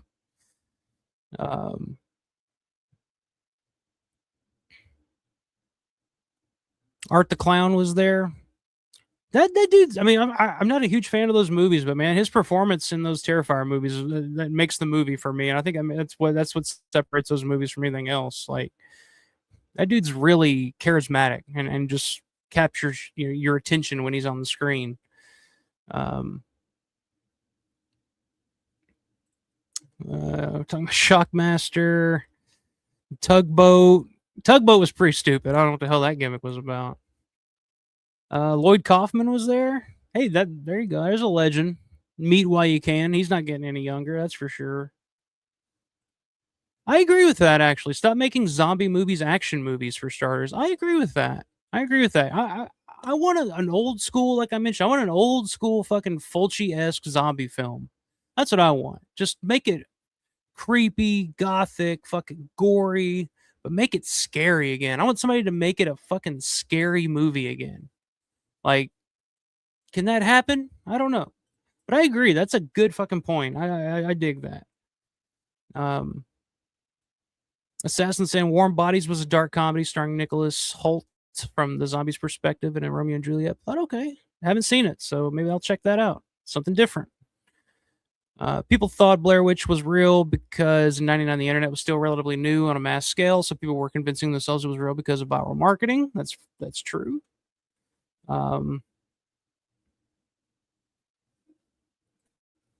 Yeah, the sci-fi special is actually really well done. I think that's why it sold the movie so well, because you bought it. It seemed fucking legit. I actually have that on VHS. It's been a while since I've watched it, but they actually, I don't know, is it included in the Blair Witch set that's coming out from Lionsgate? It's coming out soon. That's definitely a release coming out that I'm planning on picking up, because the only Blair Witch Blu-ray that I own is that original, like, artisan Blu-ray, or whoever put it out, the standard Blu-ray. I haven't picked it up on anything since, so that might be the way to go. And it's got the original cuts of the film and stuff on there. So yeah, that I'm definitely going to be grabbing that one. Arthur was Pete Dudley Moore, best drunk on screen after Jim Leahy. Okay. Dumb and Dumber, yeah, great soundtrack. Mary Mo, she's a vegetarian. Mary Mo.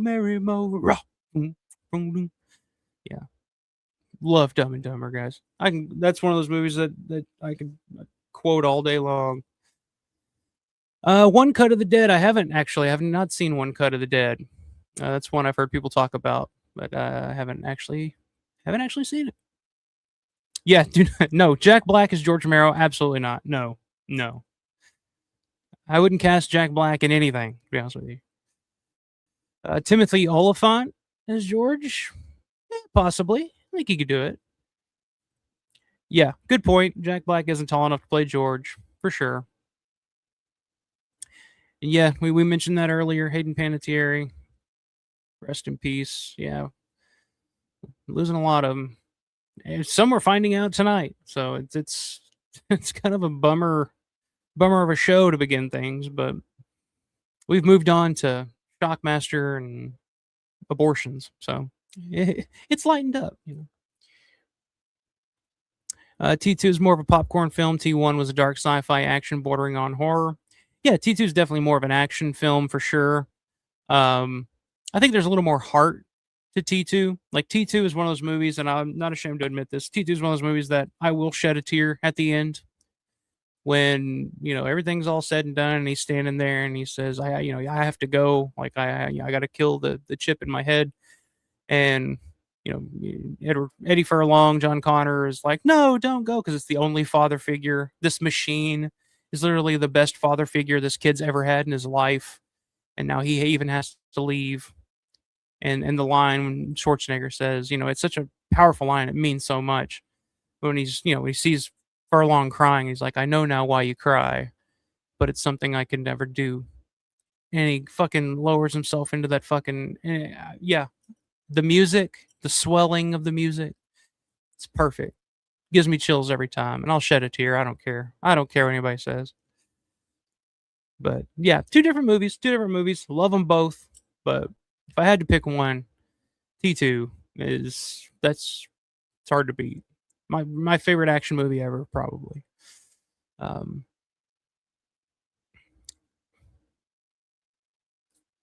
lot of wrestling talk tonight. Yeah, the Sting storyline to me still, like, I'll watch that storyline. You can find that on like YouTube and stuff, just the whole storyline all the way through and the way it played out. It took so long. It lasted so long, over years. It was like a year and a half that storyline played out, and it was just pitch perfect all the way through until they got to the match, and then it shit the bed. It was so heartbreaking. I remember watching that as a kid and thinking like, this is fucked up. This is because the whole match is like Sting this whole time has been the only guy like invincible, just taking on everybody all at once. Then the match happens, and it's like 80% Hogan beating the shit out of Sting. The whole match, just beating the shit out of Sting, because Sting was in horrible shape at the time because he hadn't wrestled in a year and a half. They didn't even have him in matches until that point.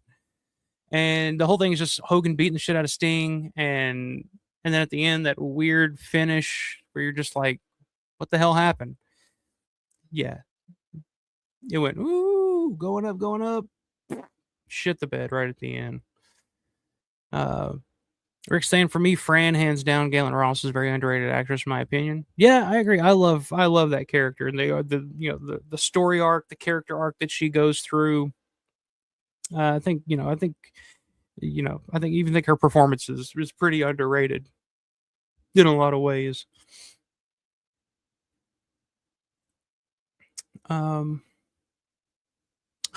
Dark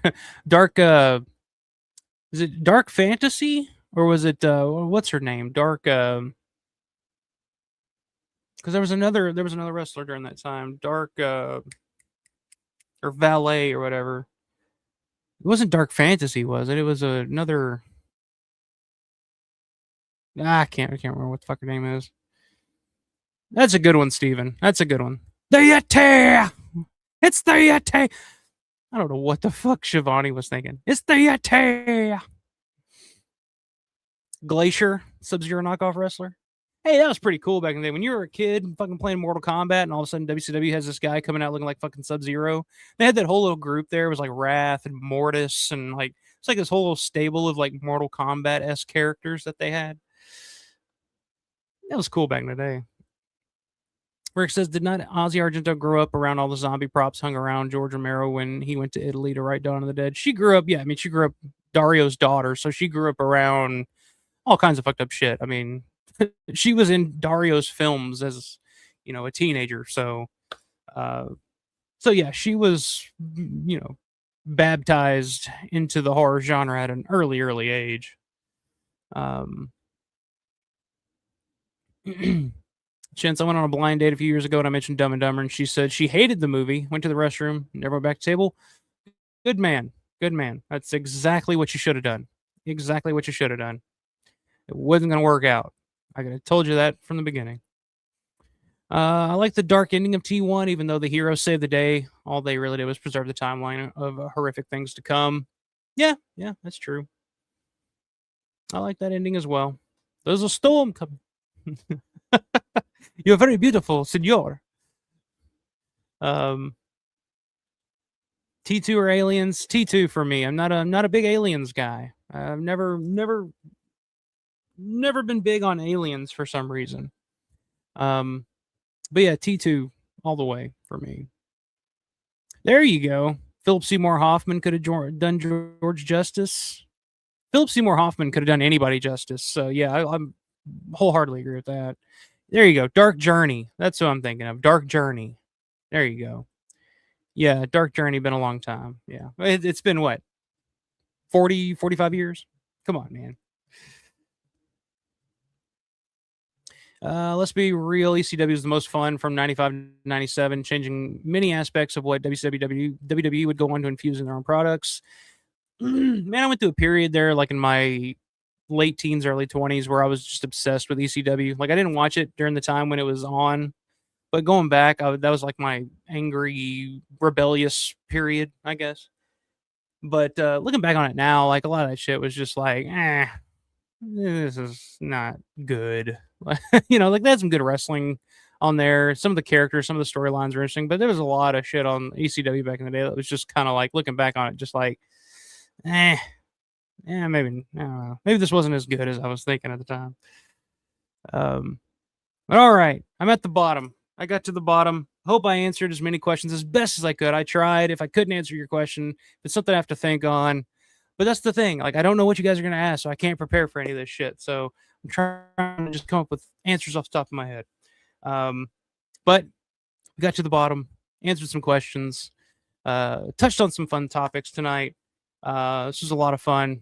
Glad I did it. 3 hours. I didn't think I was going to make it 2 hours when I got on here with my battling my illness or whatever. But here we are, and appreciate you guys watching.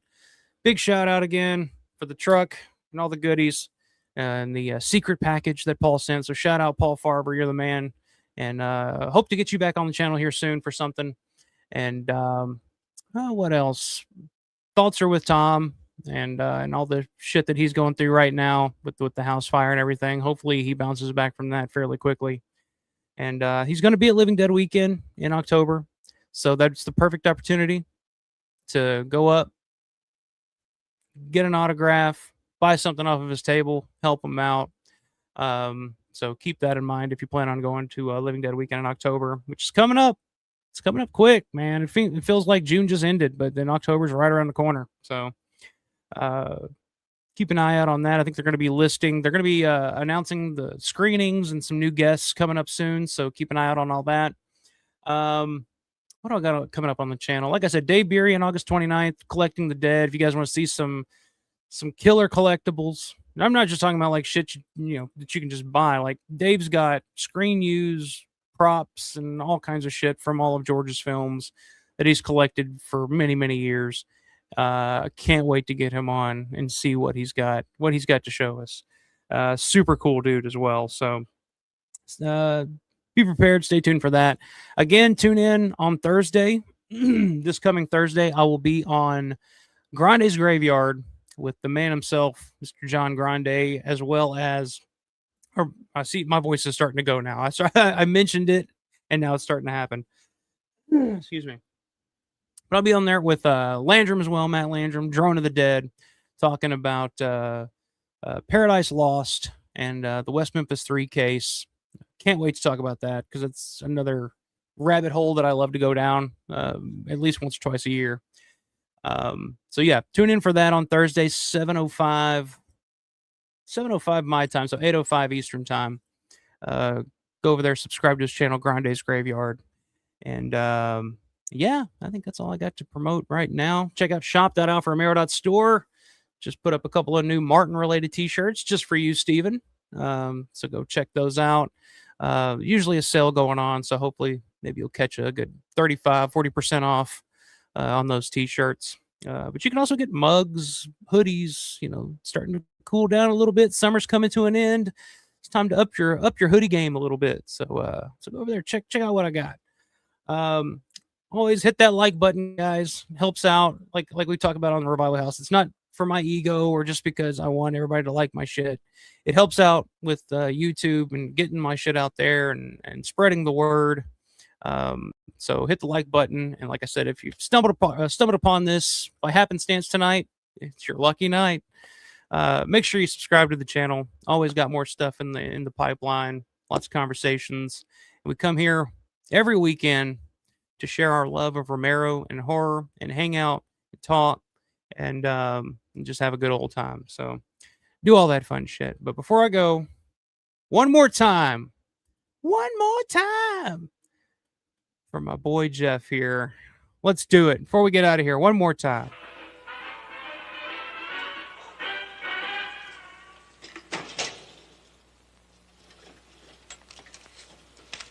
You never know. Money, money, money. Right.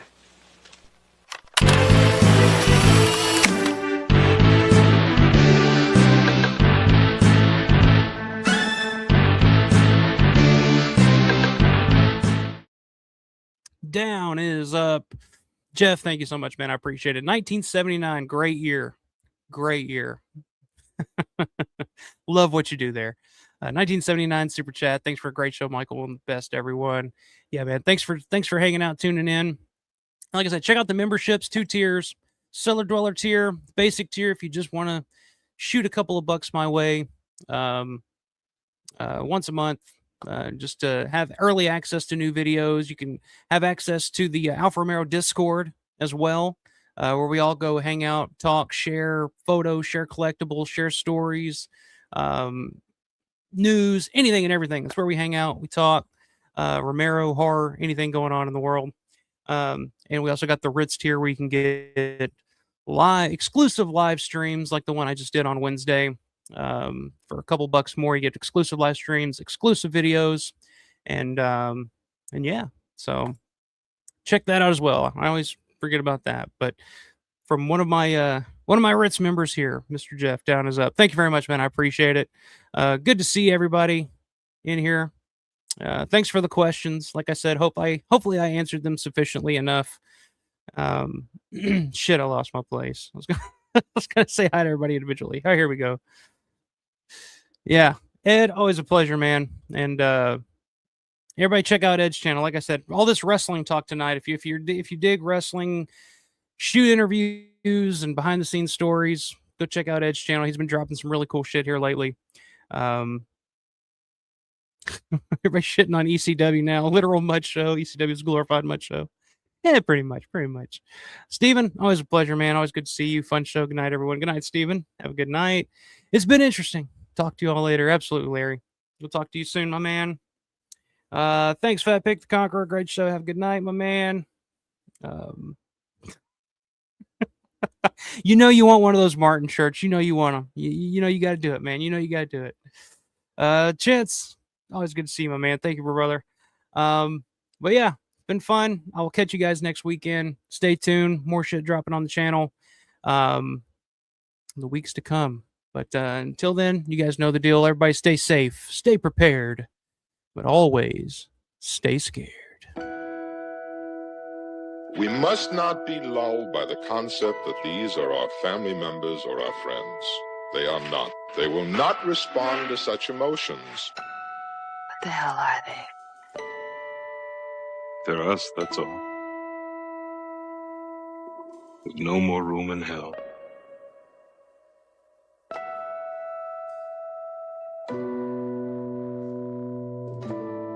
They must be destroyed on sight.